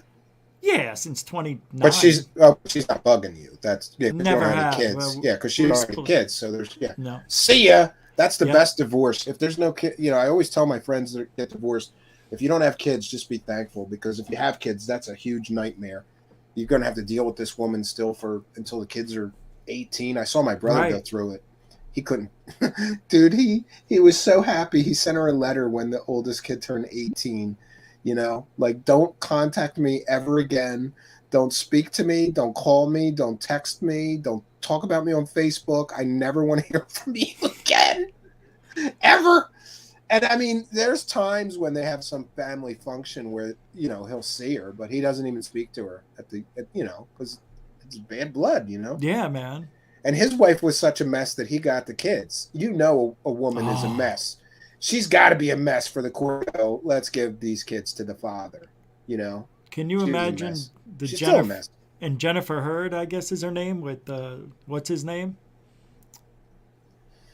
What's his name? Johnny Depp. Oh, you mean Amber Heard? Yeah. Amber Heard. Man, that was amazing to watch that. I don't know if you did. I thought it was awesome. I joked with my wife. I'm like, you get pissed off at me, and my wife has got a temper, man. She can get pissed. Mm-hmm. But she must not give a shit about me because she never shit in my bed. She doesn't give a shit. Amber Heard gave a shit. Literally gave a shit. She gave a shit. She really loved him. Oh, God. Yeah, but see, I've been in some weird relationships with women that were like a little too passionate. So I think she's one of them. That melodrama. She's an actress. She's going to be melodramatic and over the top too, Johnny Depp was smart, though. Recorded some of those things and her yelling at him. But it's pretty dirty what they did. There were no kids, right? Involved with them. No, that's why I brought it up. He had his kids with, I don't know if it's his first or second wife or whatever. Yeah. Yeah, that's amazing what he went through. And there's, that's the untold story, is like all these Me Too people, trying to paint, men are evil and they're abusive. There's just as many abusive women, Yes, and well, I don't know if there are that many more, but no, I think it's 2 to 1, wouldn't you think? No, yeah, probably. Guys, but I mean, I one time I had a girlfriend that straight punched me in the face with a closed fist. Yeah, oh yeah. She punched me in the face with a closed fist, and that's pretty abusive, Yeah. And I then she told her father that I choked her, but what I did was grab her and push her against the wall. I wasn't even anywhere near her throat, but she told her father that I choked her, and he came to try to beat me up or something. It was a whole big scene, but luckily I got rid of her. Well, we need to choke the shit out of Disclosure. That's for damn sure. I don't know if we're ever going to have it, but these hearings coming up next week may be the beginning, and that's what UCR is excited about. We haven't had them in over 50 years. Let's just try to give them a chance and see what they come Doesn't out it with. seem like that side of things, the pro-Lou, pro-disclosure, is coming any day now? it just feels like they take victory laps all the time, and then it turns into a nothing burger. It's just the next hopium injection. Like, well, maybe there'll be something coming out of these hearings, and we'll get new hearings, or we'll get stuff out of FOIA, or it's the next hopium injection. So then why are they doing this then? Why would they have to, like Lou, why is Lou doing all, what is it for? Is it really for ufology if nothing ever happens in the end? Yeah, So I don't know. I mean, I don't get it. What's in it for Lou? Which Lou? Lu CR? Elizondo. Well, look, I always bring this example up. When people don't understand that there's ridiculous amounts of money to be made by UFO people, one course Corey Good offered, we know this because his lawyer, who wrote the course for him, turned on him because he decided to keep all the money and not pay her percentage, which was supposed to be like 30 or 40%. But anyway, she sued him for the money, and in it she showed proof, and she also verbalized this on some show. Corey Good made $750,000 from one online course. Online course. God, no so way. Everybody says, well, what's Lou's motivation in this? Why is he doing all this? Pentagon salaries are pretty good, but they don't pay in the millions. And I think we could see evidence that Lou's trying to start a couple of business, all of which has failed. Some have characterized them as get-rich-quick schemes that he's been involved in. I don't know if that's fair, but people have said that. What if Lou just, while he was working at the Pentagon, started seeing the money that some of these guys are making, right? Well, and I always say this, what if he looked at Nick Pope and went, wait a minute, Nick Pope is on TV and they're calling him the British UFO expert, but he never investigated anything, and all these people must be stupid. And I can do my extracurricular activities here at the Pentagon or whatever as a hobby, and then come out and say I'm the Pentagon's UFO expert and make just as much money as Nick Pope or any of the others. I think it's money motivator. He's going to make millions of dollars just from the book. I guarantee that. He will make millions of dollars just from the book. He'll make at least $1 million, probably, I would think. Yeah. Because of all the publicity he's gotten. A lot of people know him.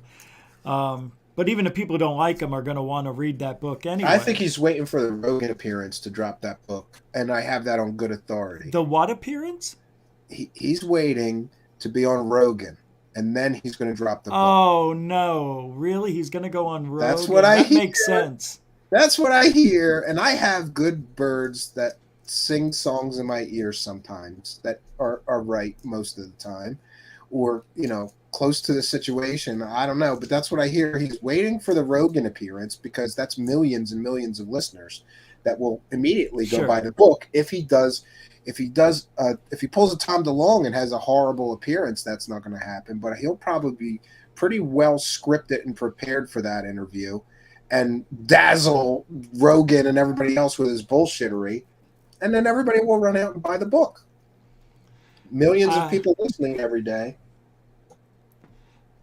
Somebody just sent me some Josh and Artemis show on how Lou will probably make his money. So I'm going to pull this up and get your opinion on it. I love those guys, by the way. I'm glad they turned to the dark side. Somebody said that. They turned to the dark side. Look, the dark side is the truth? I don't think so, but okay. But Lu CR too suggested that. Like, they're going to hang out with these people like Steve Cambian or Rich, okay, I don't know. It's so petty and stupid. So here it is. Let me see what it says. The site advertises that the company has a captive audience. $50,000 buys a briefing. $5,000 buys access to a virtual Q&A. Oh, this is Tom DeLonge, though. This is it? Isn't it Tom DeLonge's? Here, I'll pull it up. Here we go. I thought that's Tom DeLonge's new pitch for disclosure, or new pitch for investing in TTSA. This is by Larry King, our captive audience. We're on a mission to advance society's understanding of past and future discoveries via stories steeped in real truths from prestigious government agencies and academic institutions. This is the TTSA pitch for new investor dollars. Thanks, I got an echo. Hypnostratus. I got an echo as soon as you Oh. start sharing it. Hold on. My fault. Hold on. Yeah. Yeah, There we that's go. better. Thank you. Frickin' thing. Yeah, my bad. Well, see, if you were UCR, you'd have a producer handling the audio, and you wouldn't have to worry about this shit, Rich. I clicked the wrong button. I know. But You're your own producer, man. hey, man, I'd rather have control than no control at all. That's how I feel about it. Here we go. No echo. That's it. Yes, this is the TTSA pitch for new investors. But what they're leaving out is that they screwed all the first 2 round investors out of every dollar that they gave. The two And and a half, now he 3 wants, million. yeah, and now he wants people to give him more money. Oh, here it is. Blurring the line of science fiction and fact. Secret, machines with a K, secret, is an explosive thriller that will make you question everything you've been told about what's really out there. Shut off. It's all lies. Yeah, and I don't understand how they could basically screw all the first 2 round of investors out of every penny Right. that they've given, and then just go get more victims. That's what I would call them, victims, because given your track record that the first 2 rounds of funding you blew all the money and then some, I don't see any investor making any money. But the pitch is invest with us, you'll make money. Right. The first 2 rounds, I can't find a single investor in TTSA that will talk to me and tell me if they ever got a single penny back. I don't think they did. I don't think you'll ever hear from those people, right? I want an Alien Addict to put me in touch with that Osvaldo. I can send him a Yeah. message for you. I would like just even a 10-minute interview. All I want to know is how much did you invest and how much did you get back in dividends or profits from your investment? I think I know what the answer is already, but I'd like to hear it from somebody that actually invested. Yeah, I think he donated $50,000. Holy shit, man! It's If a he's lot. married, his wife's going to murder him. He's not. If she sees that TTSA piece. He's not. I believe, and I don't know. You know how New York could be, where he lives with his mom, I believe, but she may have health issues, so maybe that's why. But that's it. That's the investor rewards. First time access to TTS releases. 2 to stars. This isn't. They're not still going to use this name, are they? 2 to stars, yeah. But I don't know.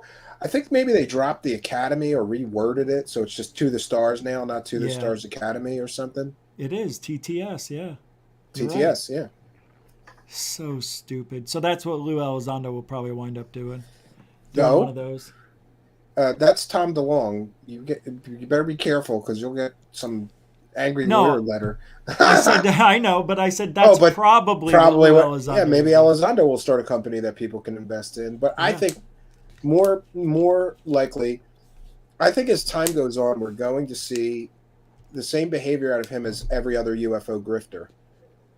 He's going to work the conference circuit, the online conferences, and all that stuff, and every so often, he'll present a lecture or something, and people will pick it apart. Yeah. And then he'll come up with something new for the, you can't keep doing the same presentation at these UFO conferences because it's all the same people. So, like if he just ran through all the conference circuits this year, he'd have to come up with something new for the following year and the following year and the following year. And I think we're going to see the same behavior from him that we see out of all these UFO grifters. That, new stories, no proof. And then when you look into the stories they're telling, people pick them apart. Look, I can play you tapes of David Wilcock's presentations that are laughable. Absolutely laughable. And he's probably one of the highest paid speakers on that circuit, or he was at one time. Yeah. He would get $15,000 to do 1 2-hour talk. Oh my God. That's a lot. That's crazy. Then he would always demand more money. Or no, that was Corey Good, I think. Corey Good, I can't remember the exact conference, but Corey Good went to one conference, agreed to a price, and then when he got there, he refused, or so I'm told. Allegedly, he refused to go on stage and do his presentation unless they gave him another $5,000 or another couple $1,000. Wow, You're what like a jerk. he like held them up, like I'm not going out there unless you give me some more money. you know. But there's a ton of money to be made, so I think I think Elizondo is going to be just like another. Give it 2 years. This is my prediction. Elizondo is going to be just like another Richard Dolan or, you know, Nick Pope or Jimmy Church or whatever at all these conferences. He's going to be just another one selling that lie. Whitley Strieber. Yeah. I like Whitley though. I lost my objectivity because he's a strange and interesting guy. So I kind of lost my objectivity with him. I just like him. I like him as a person. I like him as a writer. I think he's very imaginative. I don't know if I believe all his stories, but I like him as a person. See, that's what everybody tells me. Once you break bread with somebody, you'll think differently. I'm like, yeah, but that's because I'm in front of them. It's different. It's not the same. I don't want to get to know somebody, so I need to be talking about them. That's what happened, I think, with you and Anjali. You had her on the show and you softened up. Oh, yeah. Luciar commented on that, too. And that's right. He got it wrong. He said, I put her on blast, and then I had her on my show, and I was super nice to her. I felt apologetic towards her because I did originally put her on blast. And what I said was her background's probably fake. She probably never worked for the government. Her education's probably fake, but I'm going to look into it. And then I looked into her, and all her background was real. So I felt kind of bad about like putting her on blast. I did not have facts in hand before putting my mouth in gear, right? And I should have.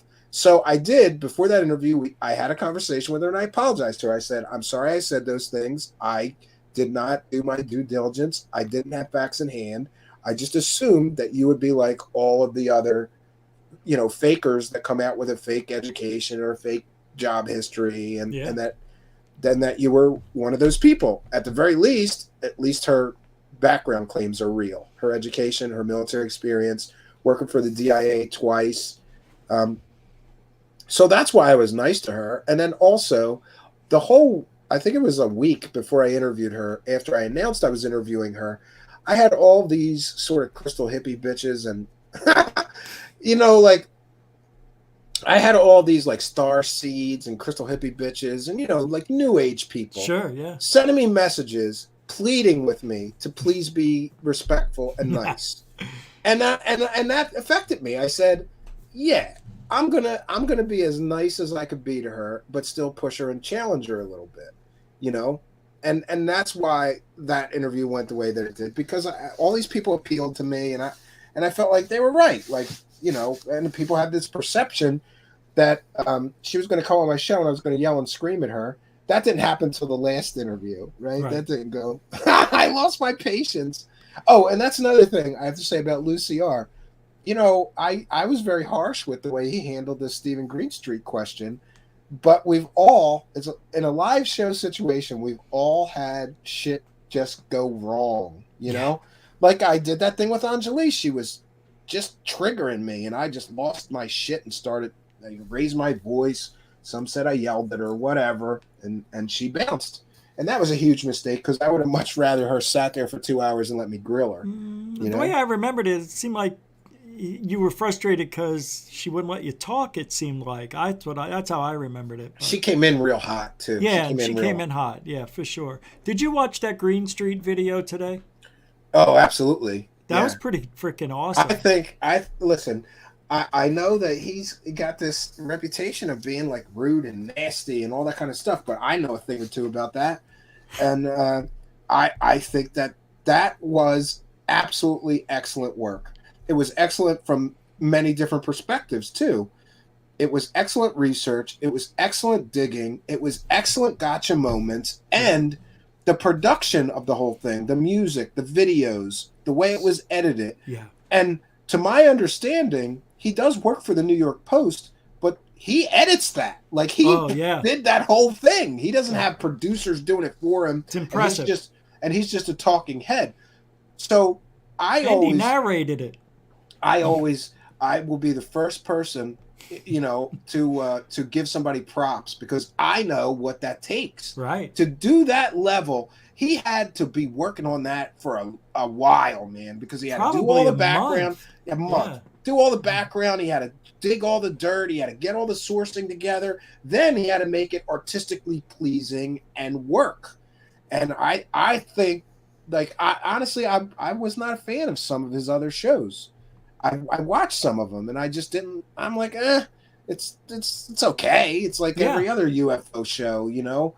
I didn't think that it was, his older work was very important or special, but this one, I say he knocked it out of the park. He put a lot of love into this one. That's what I think he did. Yeah. He's like, I'm making this my favorite piece right now. It was pretty good. I was gonna play some of it, but I know you're on here, so I'll do it later. But yeah, you guys are cutting into my cabin time. God damn it! Yeah. By the way, the cabin looks fucking awesome. You gotta come here sometime. You can fly. That I will. You can fly into Philadelphia International Airport. I'll pick you up, take you up here. We'll go fishing. We'll go hiking. My god! There's Bigfoot sightings all over the place. I got a map, Rich. We could go squatching. I'll get a ghillie suit and we can make believe. Let's make some Todd Standing footage. Yeah. Oh, that'd be fun to try. See what happens. I see. That's what I would love to do. I wish I could just be anonymous for a month and just try to, fake everybody out and then come back and say, that was me. I faked everybody out. Nothing goes viral anymore anyway. Rich, I wish I could show you, but right here in my loft, I have a huge Bigfoot costume. Don't tell anybody. Shh. Never mind. We'll talk off air. Okay. I really do. I'm not kidding you. Do you really? I'll send you a picture. It's got arm and leg extensions. I'm 8.5 feet tall in this thing. Wow. No way. Yeah. How cool. Yeah. A friend of mine used to work during Halloween during the haunted houses, and he made a predator costume, and he wound up being like 9 feet tall. He had little stilts and everything. It was amazing. That's cool. Oh, he was brilliant. I mean, he got famous for it kind of in the Southwest. He would go to California and stuff and walk around, and yeah, it was pretty cool. But I think we're done. 2 hours in. I've done 5 hours today. I'm a little burnt. But I can't thank you enough for coming on. When's your next show? I have no idea. I think. Okay. I think Monday. Yeah, I think I got all this. I got all this. Well, yeah. Everybody thinks I go to the cabin and just lay around here, but I got this room next door that I'm trying. I got to finish it before Father's Day because that's the first weekend with my family here. So I'm trying to finish that last bit of stuff I got to do over there. It's a lot. It's a lot more than I thought to finish that room off. So I got the wiring done a few weeks ago, and now it's just literal finish work. Like carpentry finishing. You got to button some things up. Caulk. You built paint. That cabin? I built everything here. Yeah. That's unbelievable to me that you did that. That is amazing. Well, 3 years. I love the wood. What 3 years wood of is weekends. That's pine? That's sanded pine, tongue and groove. Yeah. All right. And we're in the kitchen room here. Wow, man! And then the living room is next door. That's all cordwood. It looks more cabiny because it's all like logs in the walls. I've seen some posts on Twitter, I think. Yeah, it's coming along good. This is always a dream of mine to build. So, I wanted to get it off my bucket list. And during the pandemic, this was awesome to have because we had a place to go every weekend, something to do. I'm jealous. That's beautiful. Do you have a hot tub? Mm-mm. Oh, you gotta get. But a hot tub. I want one. I want one in the backyard. Yeah. Yes, yeah, man. Yeah, I'm gonna have one someday. A lot up there? Oh yeah. Oh god, it's 8 months a year. There's snow on the ground. No way, really? Wow. 7. I don't. It just stopped snowing like a few weeks ago. Rich was the last snowstorm. What's the altitude? Oh, I don't know, but I know I'm at the highest elevation in Pennsylvania. There's a sign a mile down the road. Pennsylvania's highest elevation. So I'm like as high up in the mountains in Pennsylvania as you can be. That's amazing. I don't know what that is. Probably over 8,000 feet, I would think. I don't know what the. Do you notice the air thinning? No, I don't notice the air thinning, but you do sure see some beautiful starry skies. And because we're at such high altitude, you can see satellites and the ISS with the naked eye sometimes. Yeah. But it just looks like a star going across the sky. But I have a telescope and binoculars, and it's cool. It's cool because I came from the city. There's so much light pollution, you can't see shit. Yeah, you're lucky to see Venus or Jupiter when it's bright. Yeah. Well, I'm glad you're, how much longer do you got on that thing? Another year? Or are you done? Yeah, it's probably going to be another year. I have to build a bedroom out the back. There's one more. I built this thing modular. Like we're sitting in the original cabin, which was 12 by 24. Then I put a 12 by 24 living room on this side. Then I put a 12 by 24 sunroom on this side. Okay. And now I'm going to put a 12 by 24 bump out on the back to the bedroom and put a porch on it, and then I'm done. Damn. But when I'm done, it'll be 369. It'll be 1,200 square feet. Damn. When I'm done. Nice. Cool, Yeah. man. Well, thanks for coming on. I'm gonna go eat, go sleep. And, Now, I had to come on and toot your own horn because I didn't think that you bat that guy back enough when he started talking about how he could, fix your show. I don't think your show needs fixing. Keep doing it your way. But listen to advice if you want. I don't know how I could change, to be honest with you. And stop calling women broads. Yeah, I think that's funny. When I hear a guy say these broads over here, it's a Philly talk thing to me, or a New York talk. It They're is. broads, and they don't do that on the West Coast though. That's offensive, Rich. That's offensive. You hear people in New York go, "Who's the broad that was in Star Wars?" It's like that's just natural. It's not offensive to us. Well, isn't Lou from the West Coast too, California? Yeah. I thought he was in Hawaii. Didn't he? Isn't he from Hawaii originally? I guess not. I don't know how I can. Obviously, his family's from Cuba, so I know. And he said he lived in New York 7 years and Florida too. Well, yeah, that's the first stop off the boat from Cuba is Florida. That's why there's so many Cubans there. I know it's true. I'll just be me. I can't change. I've tried. The one thing I will say though, he did once you get to know what I don't want to call him an adversary, but that's the best word I can think of. Once you get to know a little bit about the backstory of somebody like that in your life, it does change your perspective. Because I heard him say this thing about his family got forced at gunpoint off their land from Cuba.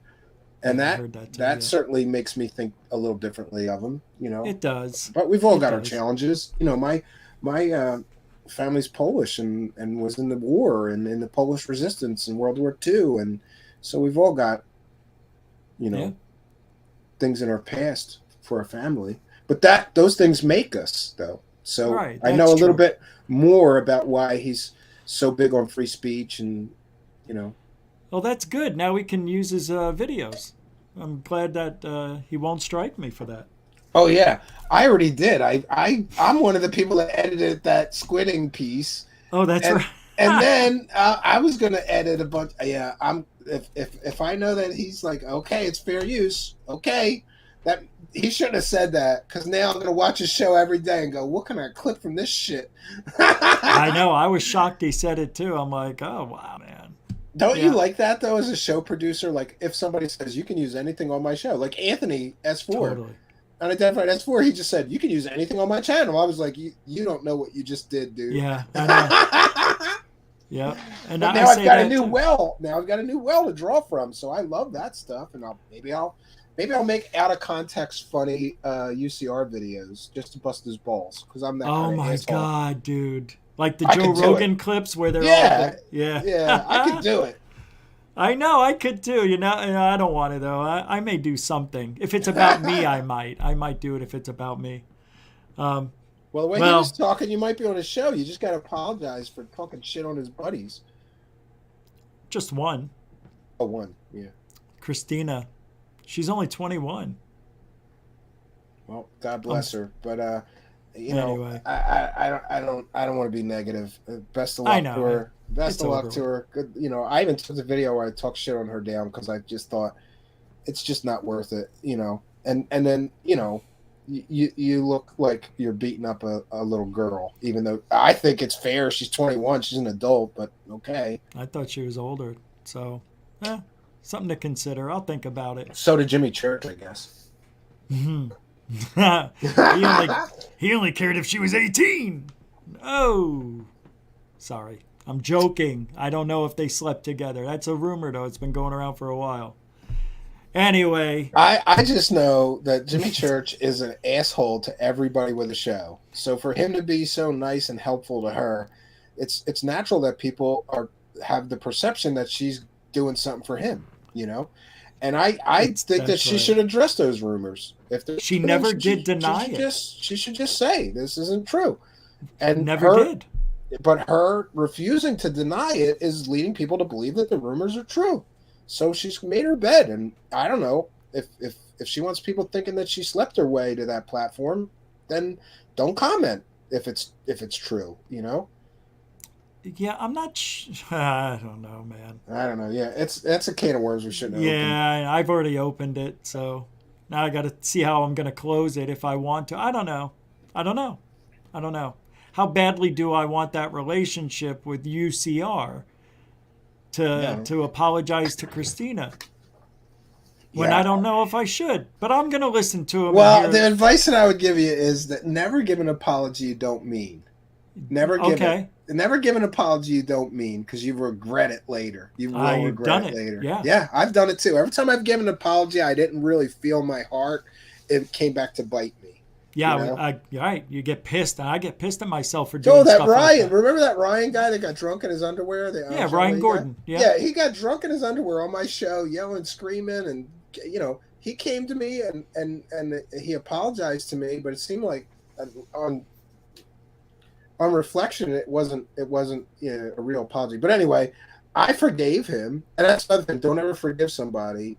Don't ever apologize, and don't ever forgive somebody if you don't mean it. I forgave that guy, and then let him on my show again, and that went terrible. I should never have done that. He's a mess. Yeah, he's a mess. And my better judgment was saying don't forgive him so easily, because he'll screw up again, and that's exactly what happened. He's a mess. Then he threatened to sue me. Oh my God! No, he sues everybody, doesn't he? He sent me an angry lawyer letter. Yeah, he threatened to sue me because he didn't like the way his appearance on the show went. That's his own fault. How stupid is that? I know. Well, you're trying to get out of here. I'm getting out of here. I'm gonna go. I'm gonna go drink myself into a coma until I have to get up tomorrow and work on this cabin. And I am going to smoke myself silly tonight like never have before. So wish me luck. I don't have something fun to show you, or I would show you this monster bag. Oh, God. No. I'm almost out. I'm dipping into my 95% liquid hard candy stuff. Oh, that I'm going to hallucinate. My neighbor tops off pipes with that. Like that's what I do usually. Pack the bowl and then he'll top it off with that. Jesus. Woo. Dude, I will probably feel like I'm detached from the universe tonight. So I am going to get a record. That's such a bad thing. Well, I don't smoke. People think I'm a stoner. I'm not. I just take a few hits in the morning and a few hits before the show, and that's it. And tonight I'm going to smoke a whole bowl, and I'm going to use that, and then I'm going to use the candy, and I'm going to be in another land. So if anybody wants to sext me, no, I'm not joking. Oh, man, that's terrible. I know. I never said that before. I was joking. Really, I wasn't. I was. You should drop that 1990s Howard Stern bit. My 2003. It's not 2003 anymore. Yeah, isn't it fair to say that Howard Stern has been an influence on you, though? So why, He was a major influence, him and Art Bell. Me too. Howard Stern was unbelievable back then. People who aren't old enough, and I don't think Lou You understands. ever listened to him lately? Ugh. I can't. I haven't. I can't listen to it. He's so politically correct and fucking. It's terrible, man. It's not the same. Nope. I would want to go back to those, Stuttering John days and Artie Lang days. Those were the best. Those were the best. Couldn't wait to tune in every morning to see what the hell was going to happen next. It was so good. It was. Great radio. 6 a.m. every morning. I used to get up early, Yeah. Yeah, I would be on the way to work for many years at that time. Yeah, I had one job that were assholes. I used to get in trouble because I would put an earbud like through my shirt. Yes. So they didn't see it. Me too. And try to keep, if any supervisor, boss comes around, pick up the phone and put it over the earbud and the wire so nobody saw. That's how you stay sane in a cubicle for years. That's exactly right. Yep. All right, I'm going to bounce on out of here. You All right, guys, man. everybody probably knows me already, but if not, it's Truthseekers, one word on the YouTube search bar. You'll find my channel. Come to me for madness. Next week's going to be crazy. I'm dropping some crazy shit, Rich. It's going to be fun. Good. Oh, you're going to be on at 9. Oh, yeah, we're going to do that too. Yeah, We're see what switching, happens. guys, next week. So. Watch. Rich is going to do one day and go, these numbers suck. I want my... No, I won't. Back, though. well, what do we do then? What happens if it's... I don't care. Because I don't what either. I noticed, like, I think it would only affect the live numbers because we do have a lot of audience in common. So right. what happens though? If the few times that I have streamed the same time as you, yeah, I think I noticed a dip in the live numbers. And me too. But not the views because they just they're gonna watch one or the other and then they'll go to the one that they missed. Yeah, that's fine. Yeah. But I like it that if I lead right into you, that'd be great. Gonna have a good week. Yeah. I can't wait. We can't have show hosts and everything, so maybe just the separate shows should coordinate a little bit and try to help each other out. I'm all for that. That's true. Like, stay tuned for so-and-so on next, and I'll put the link in the description, or you do that. Yes. Yeah, I'm all for that. That's what I'll do. Say, don't forget to go see... I usually do that for my friends anyway, so... Yeah. So I'm going to try to beat this algorithm, god damn it. Yeah, we'll figure out how. Maybe this will work for us both. Yeah. Well, either way, I think that I'm going to like 7. You're going to love 9. So it's just it might be a permanent change. Much less hectic for me. Because when my wife comes home and I have time to eat dinner with my kids and not rush everything and relax for a little bit and then do the show in a few hours. That might work better. Well, then... For now, that's what we're going to try out next week. And for everybody listening, we're going to be back tomorrow, 4 o'clock, or 5 o'clock for the UK. And then next Monday, I'll be on Josh and Artemis show this weekend. You might be, right? You might join or no? They didn't ask me, but if they send me a link, I might be able to. I don't know. Depends on what time it is. Anyway, guys, just keep checking around. Truthseekers going to be on next week at 9. We're going to be on at 7 Eastern. So check your times. And thanks for letting me come and vent. I was steaming in my car for 2 hours listening to that shit. I was like, why am I not on this show? Why are they not saying this? Why are they not asking them that? Like, I know. Yeah. Everybody in the chat room was like that. Ask this, say this. Why aren't you saying that? I'm like, God. I can't think of everything. I'm going to go drink some beer. I'll talk to you later, Rich. All right, man. Thanks again. And listen, you got to stop saying broads, okay? Good night. You got to stop calling them broads.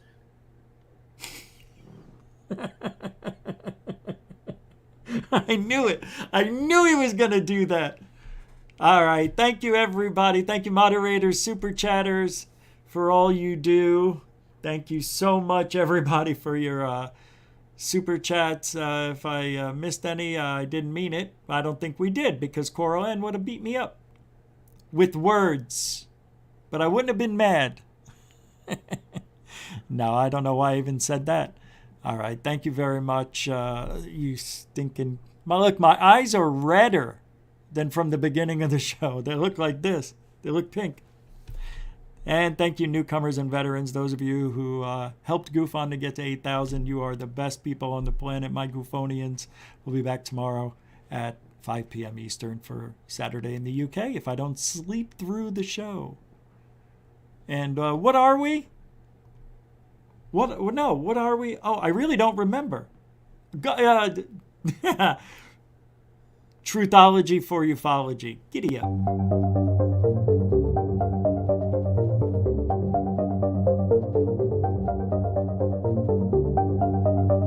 Thank you, Coral.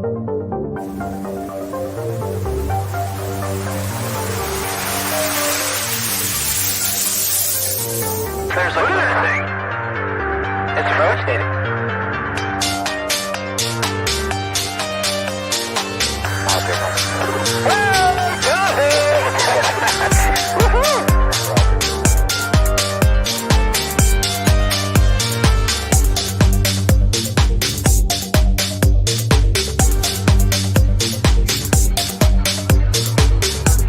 What was in the skies over Jerusalem, and why did it downwards treasured sites in Christianity?